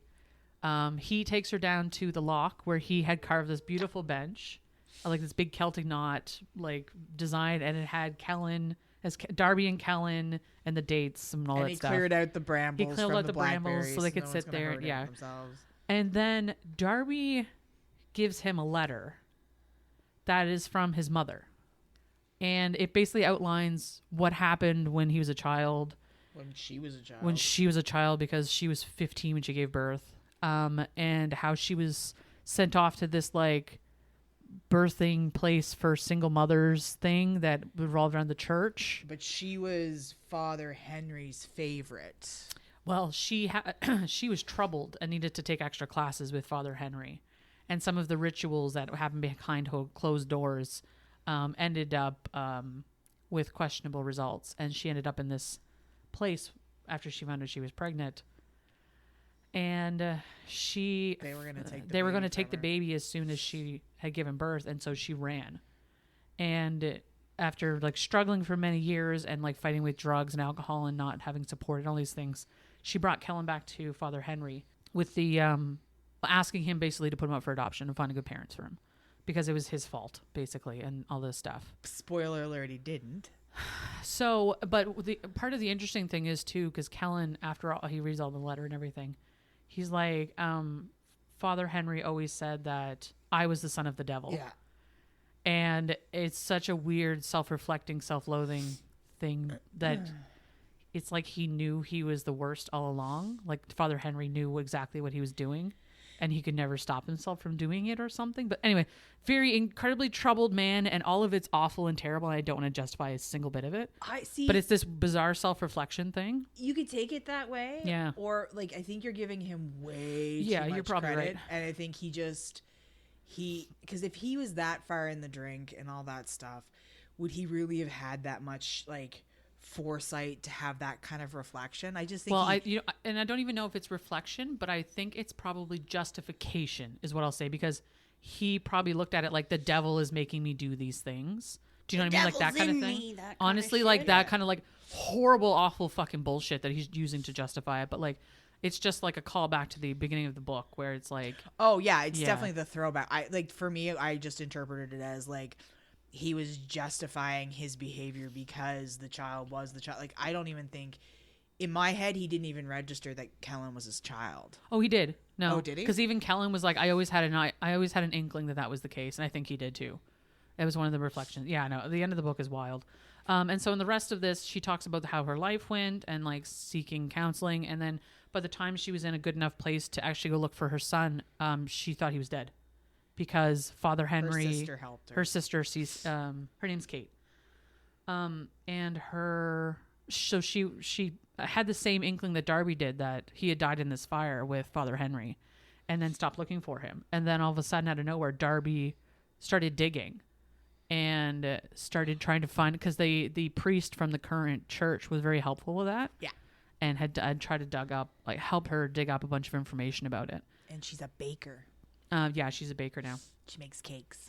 So because Darby or his mom? Kate, his mom. So because of that, like he had, and then he finds out when his birthday is because his mother tells him, and like all of this stuff about his youth and like when he was born and all this stuff. So, he learns a lot about that, and how about she would like to meet him at some point if he wants and all this stuff and have a relationship. And Darby was like, so how'd you feel about that? How did you feel about that? Because I may or may not have requested for a cake to be delivered later this afternoon by their delicious bakery that they have. And so buy your mom cake eggs. Basically she invited his mom out to meet them. And so the end of the book is fucking Darby, man. Well, but Kellen's very grateful for it, honestly, because like he sits there stunned for a while, and you're like, oh shit, this could go either way. How long did she have this letter? It was a couple months, only because she was waiting for the right time to give it to him. Look at me like that. I don't like this girl. Darby? Yeah, Darby's the best. Fuck you. So anyway, the mother shows up with the cake and his cousin Scarlett. Scarlett, who is Kara's daughter. Yeah, she's like 4. She's quite young. And Darby and her like are talking about finding fairies, and there's kind of this total full circle moment. It's total full circle at the end of it, where she's like, yeah, let's let your aunt and your cousin talk, and we'll go look for fairies. And like, here's how you know about fairies, and they like these biscuits, and Yeah, they're actually really beautiful, but they don't say a lot sometimes. And it's just this like it's so cinematic at the end too, where it's just like she's Stay obviously away from the blueberry, yeah, the blackberry bushes. Anyway, but Otherwise, she'll get engaged to some crazy person in the lake. you get freckles on her hand. So and that's like really the happiest of happy endings. And you know, he and his mother hug and embrace, whatever, and they I bawl their love the fucking moment eyes where out. she's and shit. like, "It's your birthday, but you said it was my cousin's birthday too." And they're like, "Yeah, That's this your is cousin. your cousin, but he's old." He's like what, like 24, I think, at this point. Yeah. Yeah, it's very funny. It's like he's old. Like, oh god, yeah, he is. Okay, children. Idiots. So From the that, mouth of babes. I mean, that's the end. That's the end of the book. And man, what a wild ride. So Jack, I'm gonna get you to read something. However, I need to precursor this. The part you're going to read is a chunk out of a situation that's going on, where Kellen is trying to connect with Darby in a more communicative fashion. So he's trying to keep her present while they're being intimate, and by doing so, he's asking her to talk to him and tell. Oh, I love that. This is one of my favorite scenes, I think, in the book about how they're reconnecting together and trying to work through their differences, or trying to work through the trauma. Yeah, I should it's even like say. rewiring their trauma. Yeah, and so he's asking her to basically tell him what she wants, and he's quoting that like, if she doesn't tell him what she wants, he's stopping, like he's done. And if she ends up like start fading away or going somewhere, he's done. Like, so he's trying to like coax her into using her words basically, to articulate to him what's going on. Create a healthy dynamic. Yeah. Yeah. So just be wary that there is some stuff in here that's going to be like very triggering to some people. What do you want, love? His voice caressed my naked body like warm black velvet. I want you to eat me alive. The words left me on a single breath, unfiltered and unashamed. Kellen's smirk widened into a wolfish grin before his mouth dove for my throat. Tell me more. His tongue swirled around the valley at the base of my neck. Tell me exactly. His teeth grazed my collarbone before sinking into my shoulder. You go quiet, I stop. Kellen lifted his head and gazed down at me, licking his bottom lip as he waited for more instruction. The sight of his glistening tongue caused my nipples to harden in anticipation. Lower, please, I managed to whisper before a rush of heat flooded my face. As you wish. Kellen lowered his head again, sucking a path of wet kisses down the center of my chest, but when he got to the hollow between my breasts, he paused with his lips still pressed to my skin and waited. God, I loved him. As hard as it was for me to say the words out loud, I was overwhelmed with gratitude that Kellen was making me do it, for showing me that he was different, for taking away any possibility of fear. And then I realized that by telling him what to do, I was giving him the same gift. So with a deep breath, I ran my fingers over his head and said, Will you suck my nipples, please, and touch me? Touch me anywhere you want. Fuck, he hissed. Kellen's warm breath danced across my chilled skin as he palmed my breast and squeezed them gently. I closed my eyes and arched my back, releasing a quiet whimper when his thumbs rolled over the dusky peaks. Keep making that sound, Angel, and I'll never give you a reason to stop. That was all the warning I got before Kellen's mouth was on me again. I did as he'd said, giving voice to every needy, husky sound in the back of my throat as Kellen's lips pulled and tugged at my sensitive flesh. Lick them too, please. I exhaled on a moan, my back arching further as Kellen lavished both nipples with swirls and flicks and tortuously slow drags of his tongue. His big calloused hands slid over my body, massaging my breasts, warming my torso, and the farther down they traveled, the needier I became. Kellen, I rasped. He looked up at me as his lips slid off my nipple with a wet pop. Will you kiss me lower, please? His eyes were shadowed by dark eyebrows, and rimmed with 1,000 razor-sharp lashes, but within their depths I saw the flash of uncertainty. Kellen had never done what I was asking of him, but the trepidation on his face quickly disappeared as a salacious half-smile tugged at his lips. Pressing them to my belly, Kellen held my stare as he waited, teasing me. Lower? He slid down my body with the grace of a jungle cat, watching me with hooded eyes as he knelt between my parted legs. I held my breath as he dropped his head again, and this time his lips landed much lower, sucking on the delicate skin of my inner thigh. I moaned as a tiny bolt of lightning shot up my spine. I felt Kellen's stubble graze my flesh as he moved to the other thigh, and the contrast of scratchy and soft drove me wild. Kellen, please. He chuckled, deep and low, the hot hum of his breath between my legs, causing my entire body to tighten. Please lick. Before I could even finish asking it, my shameless request was granted. Kellen's tongue slid along the seam of my body, and my back arched on a stifled moan. His hands played over my stomach, the weight of it grounding me as he explored every line, every peak and valley. I laced my fingers through his and held on, the sensation overwhelming, yet not enough, all at the same time. Whose blood is on your knuckles? I rasped, glancing down at our clasped hands. His stubble grazed my thighs again, and I knew that he was smiling. Mostly mine. Good enough for me. Will you please... My hips lifted off the ground as Kellen went back to working me over with his tongue. His pace was faster than before, his pressure hardened. Finger me! Kellen pressed me back down to the ground with the hand on my belly as he fulfilled my request. The moment his thick finger pushed inside, my body tightened around it, seeking relief. I whimpered, throwing my head back, and that sound must have been Kellen's undoing.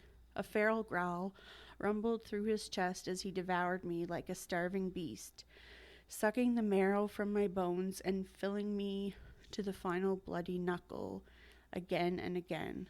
My hips pressed against his hungry mouth as I moaned and writhed and clung to his splayed hand as if it were the only thing tethering me to reality. The pleasure was transcendent. It was as if the sensation was so big that it wouldn't fit inside my body. Higher and higher Kellen took me. Tighter and tighter my muscles coiled. And when I finally floated too close to the sun, Kellen was there to catch me as I crashed back down to earth. The fall was more intense than anything I'd ever experienced. I clutched his hand and wrapped my thighs around his head and called out his name as I tumbled backward through the miles of ecstasy separating me from the ground. But he brought me down gently, and when I finally landed, there were tears in my eyes. Kellen, I whispered, that single word conveying both my astonishment and my unbearable need for him.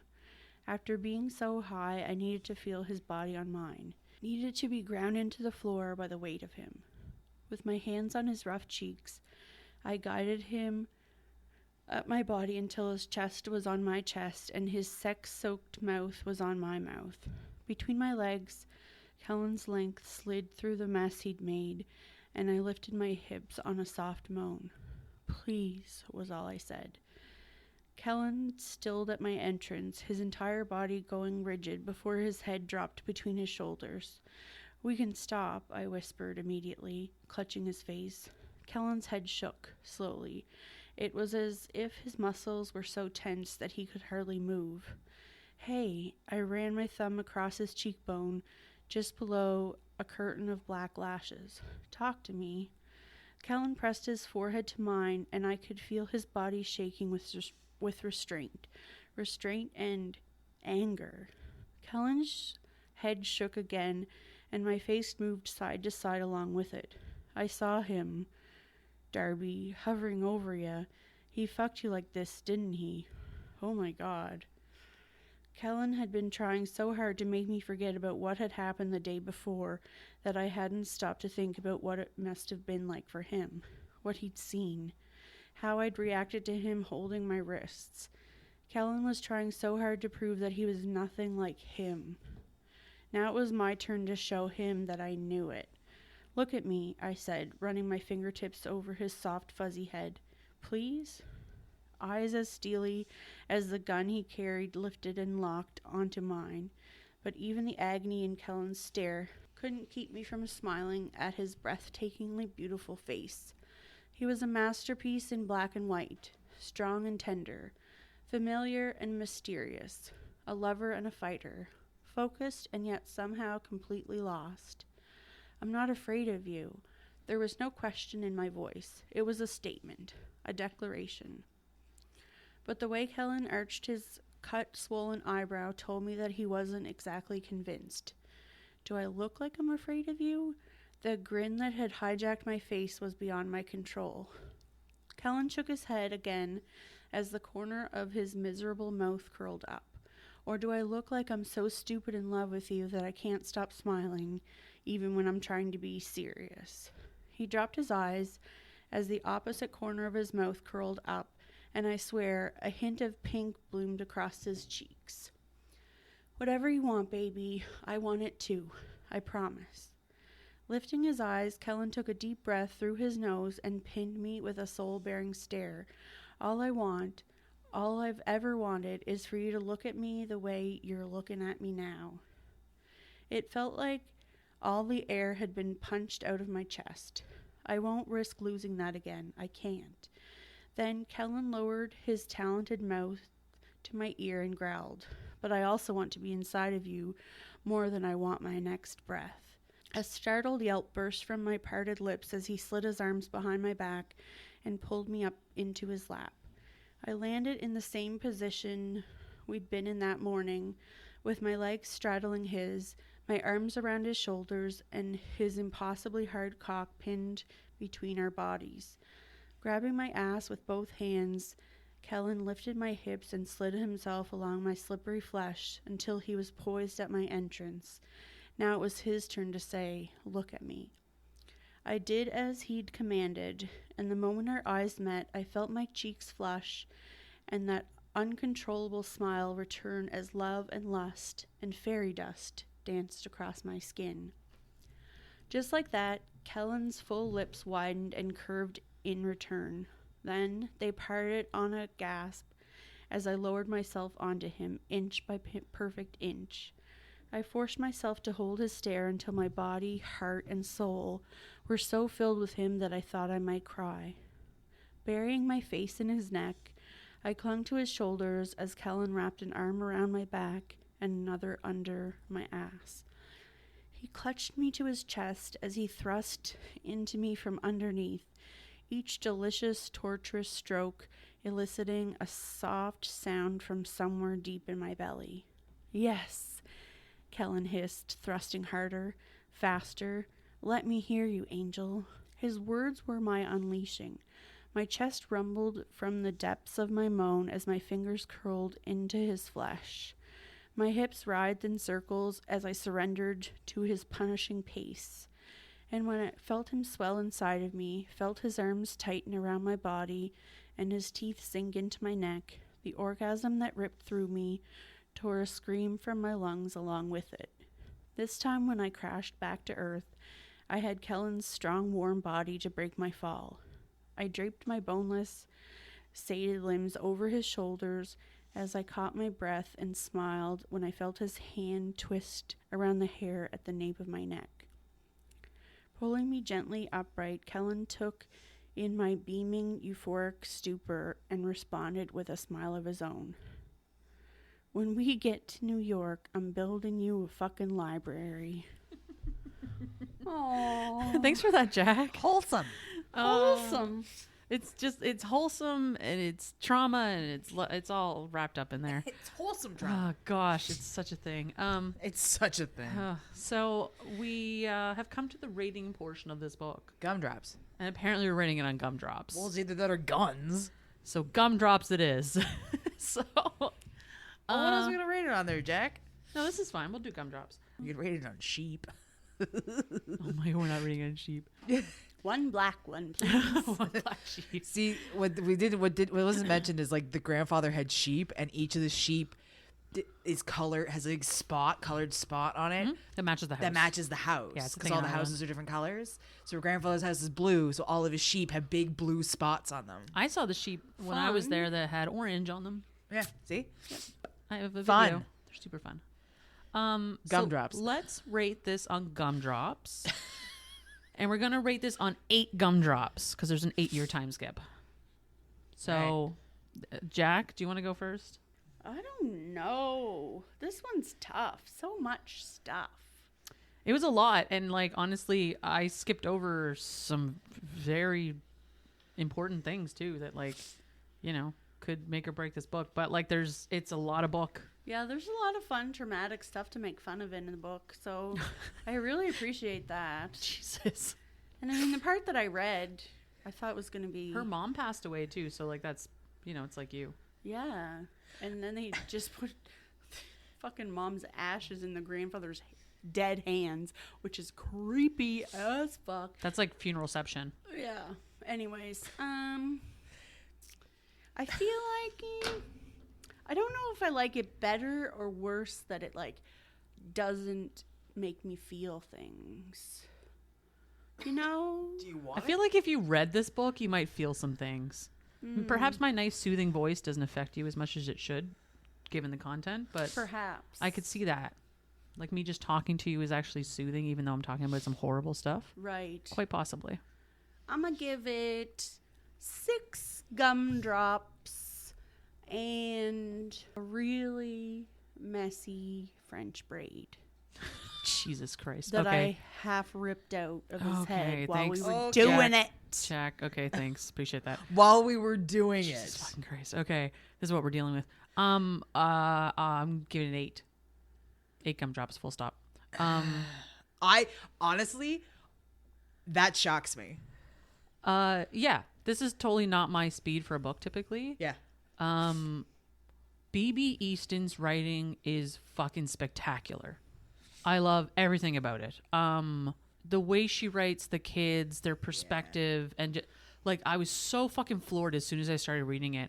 And it was very funny because I was trying to find a St. Patrick's Day book, so I was reading some real fucking trash for like a solid week, and then I started reading this, and I'm like, well, fuck. And it's funny too because this has been on my TBR for ages, and I was like, you were getting tired of all of this trash, and I was like, well, this is one that's been on my list.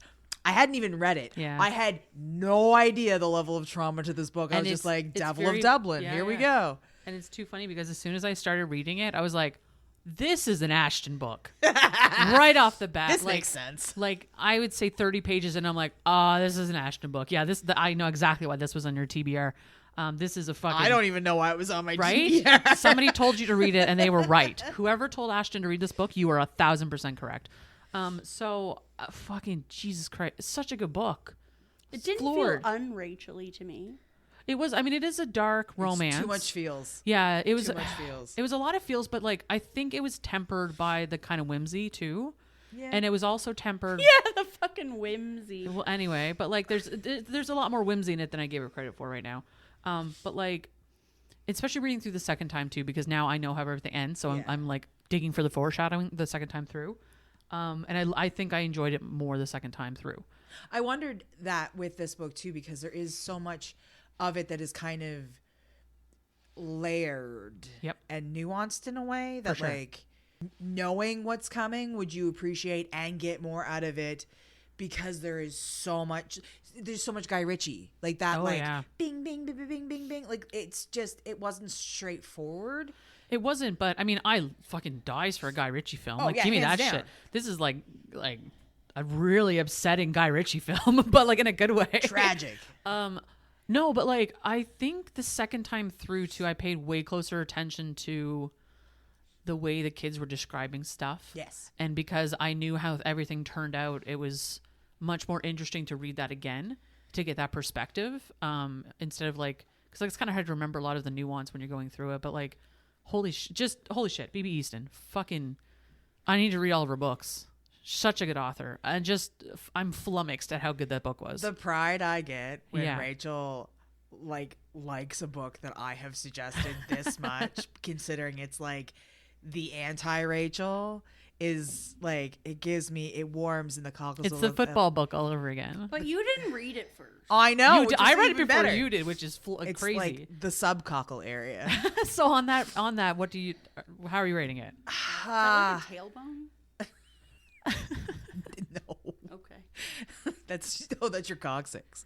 Right. I was like, where is she going? Oh no, that actually has a point. Close. Again, I hate rating a book at top value, but I don't.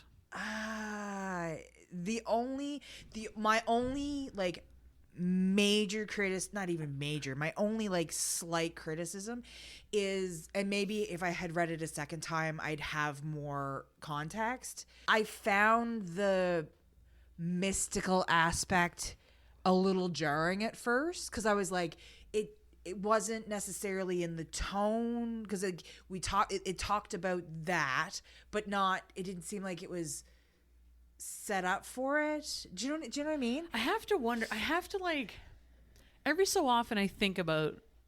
I have to think outside the box on these things. Yes. In that, do you suppose that all of that was a hallucination?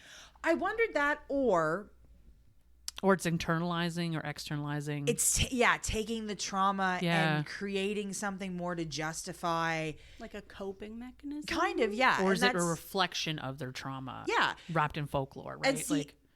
And that's where I was like, but even still, that's not enough to be like, I rate this a 5. It's one of those like, if B.B. Easton wrote way more depth in this book than is on the surface, it would not surprise me.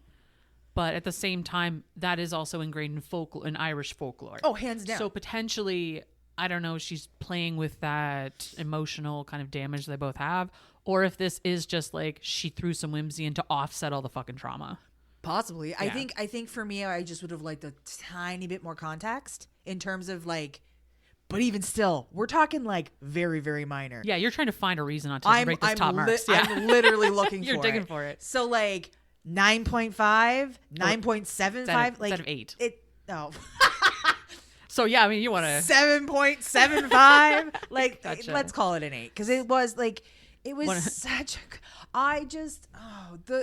when she started telling the story of her trauma through a story. God, yeah. I was like, well, because I didn't mention this, but down the road, he starts telling a story in the same fashion about his childhood trauma. And he talks like there was this once upon a time there was a fairy. And so he does the same thing down the road too. And it becomes a way in which they communicate. It is. Which I fucking adored. So yeah, let's just call it an 8. Like, fair. I just... Complex trauma for the win. Well, I mean, like you said, it's an Ashton book, and that's not shocking to anybody. No, not shocked at all. Ashton, stop reading books that make you cry. I will not. Speaking of, Ash, did you read any other books that made you cry? Yes, I did. Of course you did. I did. This one I purposely picked because I was not the Devil of Dublin, the one I'm about to talk about, because I was told it was going to make me cry. Oh, go on. It was called Say You Swear by Megan Brandy. It was a college romance. It follows Ariana, who has this really kind of interesting dynamic with her twin Mason, and they're like family friends. Like, it's basically like a bunch of kids who are parents are friends and they grow up together, so on and so forth. And she's always had a crush on her friend Chase, and then there's Brady, and then there's anyway. And it's kind of one of those like, Chase is always like no, and Mason is like insanely protective, blah blah blah blah blah. Chase and Ariana, they get pelvic. Then he's like, no, we can't do this. And she meets a guy named Noah, and like it's all like, and I was like, oh, this is a sweet college it's like a romance. love triangle bullshit. Kind of. They go through like like, you know, with a third act breakup, but it's not third act breakup. It's literally the middle of the fucking book. And then because Noah's like, well, maybe she's in love with Chase, and blah blah blah blah blah, and Chase is like fucking things up because Chase is realizing, oh, she's liking somebody else. And then she gets hit by a fucking car. What the fuck? That literally came out of nowhere. Yep. And I got to the point where I was like, betcha she's going to lose her memory. Betcha this. And I was like, it is. I'm never going to sleep. because I had You to have to know. finish it. Yeah. Yes, I had to know. And like trauma, and like and oh my god, That's a lot of noises. listen, I was fuck. There's a moment where like you realize Mason's keeping things from her, and he's like, Ooh. or like from everybody, because they think Mason's her husband, but he's actually her brother, because her parents are away on this trip, so they have the same last name, and he's like the person at the hospital. Oh, I see. Okay. She's in the hospital, Yeah, yeah. and she's in a coma. And then when she wakes up, they're like, "We're really sorry, we couldn't save." Like, and Noah's like, "I didn't know she was." Jesus Christ. Listen, yep.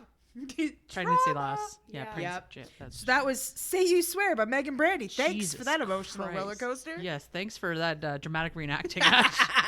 Made more impactful by like the hand motions. Yeah, you missed the hand motions, but it was drama. The noises were quite effective. Yeah. Though. Anyway, you it was get to delightful. listen. I Cool. want a Thanks book for to make me cry. that. We had to read the book in order to have an emotional You response took algebra. to it. You're fine. You're what? You took algebra. Math Advanced doesn't algebra. make me cry. Makes me cry. I Yeah, like math. I get a little emotional about math. That's fair. 'Cause Have you it's read anything, so Rachel? fun. No. No. I you know what I did read? I read about a quarter of about 6 different books Oh no. that Oh, were yeah. fucking trash. And it's always funny because like I use so many different methods to kind of find books, and then I start reading some, and it's like I always want to get books that aren't tied to series per se. Yeah. And like trying to find themes that are reasonable to deal with, and just like I will say though, this process, I have never DNF'd so many books in my life. Good as for I did. you. Well, right? That's This- fucking hard to do, I think. Yeah, DNFing a book? well, Yeah. and you know me, even if it's a trash book, I'll finish it generally. But I was just like, I don't have the patience for this right now. I just Or don't. the time. I mean, I could have found the time, but even still, I was just like, I just don't want to read this garbage anymore. And like, they were literal trash books. So, that's what I did. Instead of reading Dumpster one fire. entire book, I read several pieces of trash books, and I forgot about any of them. So That's fair. I'm happier because of that, I think. So, Jack, do you have anything to talk about? No. I'd really like your coloring.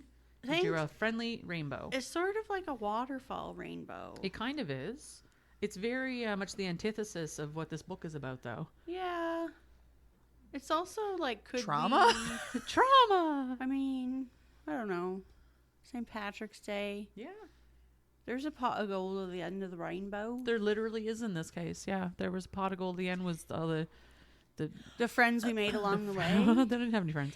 I did really enjoy the little bit at the very end where the author talks about the piece with his mother Kate, and how that happened in her, like that was the autobiographical piece. So it was like it was her family. She has family ties too. yeah, which I think was It was because they had a name. It was something like women's home, home for wayward women, or some weird thing. Like it had a very bizarre name. I can't remember, but It was like unwed women or something. what I took away from it was like, oh look, the Catholic Church fucking things up yet again. They took babies from women that they deemed unfit, and they took babies from indigenous. Like, let's just take all the babies and ruin everybody. Yeah. It's a story that I think needed telling, Yes, and Well, I like, appreciate light that you shed told on it. Yeah, for sure. for real. I feel like the grandfather was, obviously I didn't read the book, so I don't have the same sort of like whatever as you guys, but when you're saying like was it a hallucination versus whatever, I feel like the grandfather knew that she kind of had a fucking shitty life with her shitty ass uncle, and her mom was sick, and just like her grandmother had died, and just, you kind of want like some tales, like some fun in your life. So she was a little girl and he was her fun grandfather. He was pretty and awesome. he was like protecting her and telling her nice stories and bring biscuits to the scary witch. I don't know why there was a scary witch, but To keep kids from going close to the lock at the end. yeah, of the day. don't drown. There's a scary witch over there. Yeah, but I mean, it is like, a magical way of making sure the kids stay safe. Like, stay away from this area. It's dangerous. Fairies are over here. And like, It's just like the Catholic Church. yeah, the Sky like, Daddy will send you to hell if you're bad. Ew. Sky Daddy. No, we're not gonna. No. But the hats, the bluebell hats, and how she didn't want to step on them. There were so many little and it pieces. was Like anyway, I could literally talk about this book forever. But we're running towards the 2 hour mark, so I'm gonna wrap it up. Gumdrops be dropping. But that being said, a fucking BB Easton, holy shit, read this book. thank you, BB Easton. Again, trigger warnings for days, but anyway, lovely book. Next time we are back, we are talking about a book called The Chameleon Effect by Joe Arden. Speaking of daddies, And you will recognize Joe Arden as being one of Ashton's most favoritist narrators of all time. And so you can purchase the audiobook of this on both Audible and I think his website too. Yep.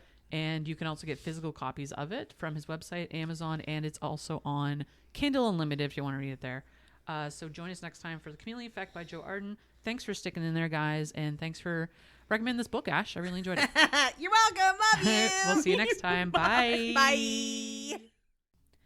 Thanks for listening to the Queens of Spice podcast. You'll find us on Instagram and Twitter at Queens of Spice. Or if you want to send us an email, you can reach us at queensofspice@gmail.com.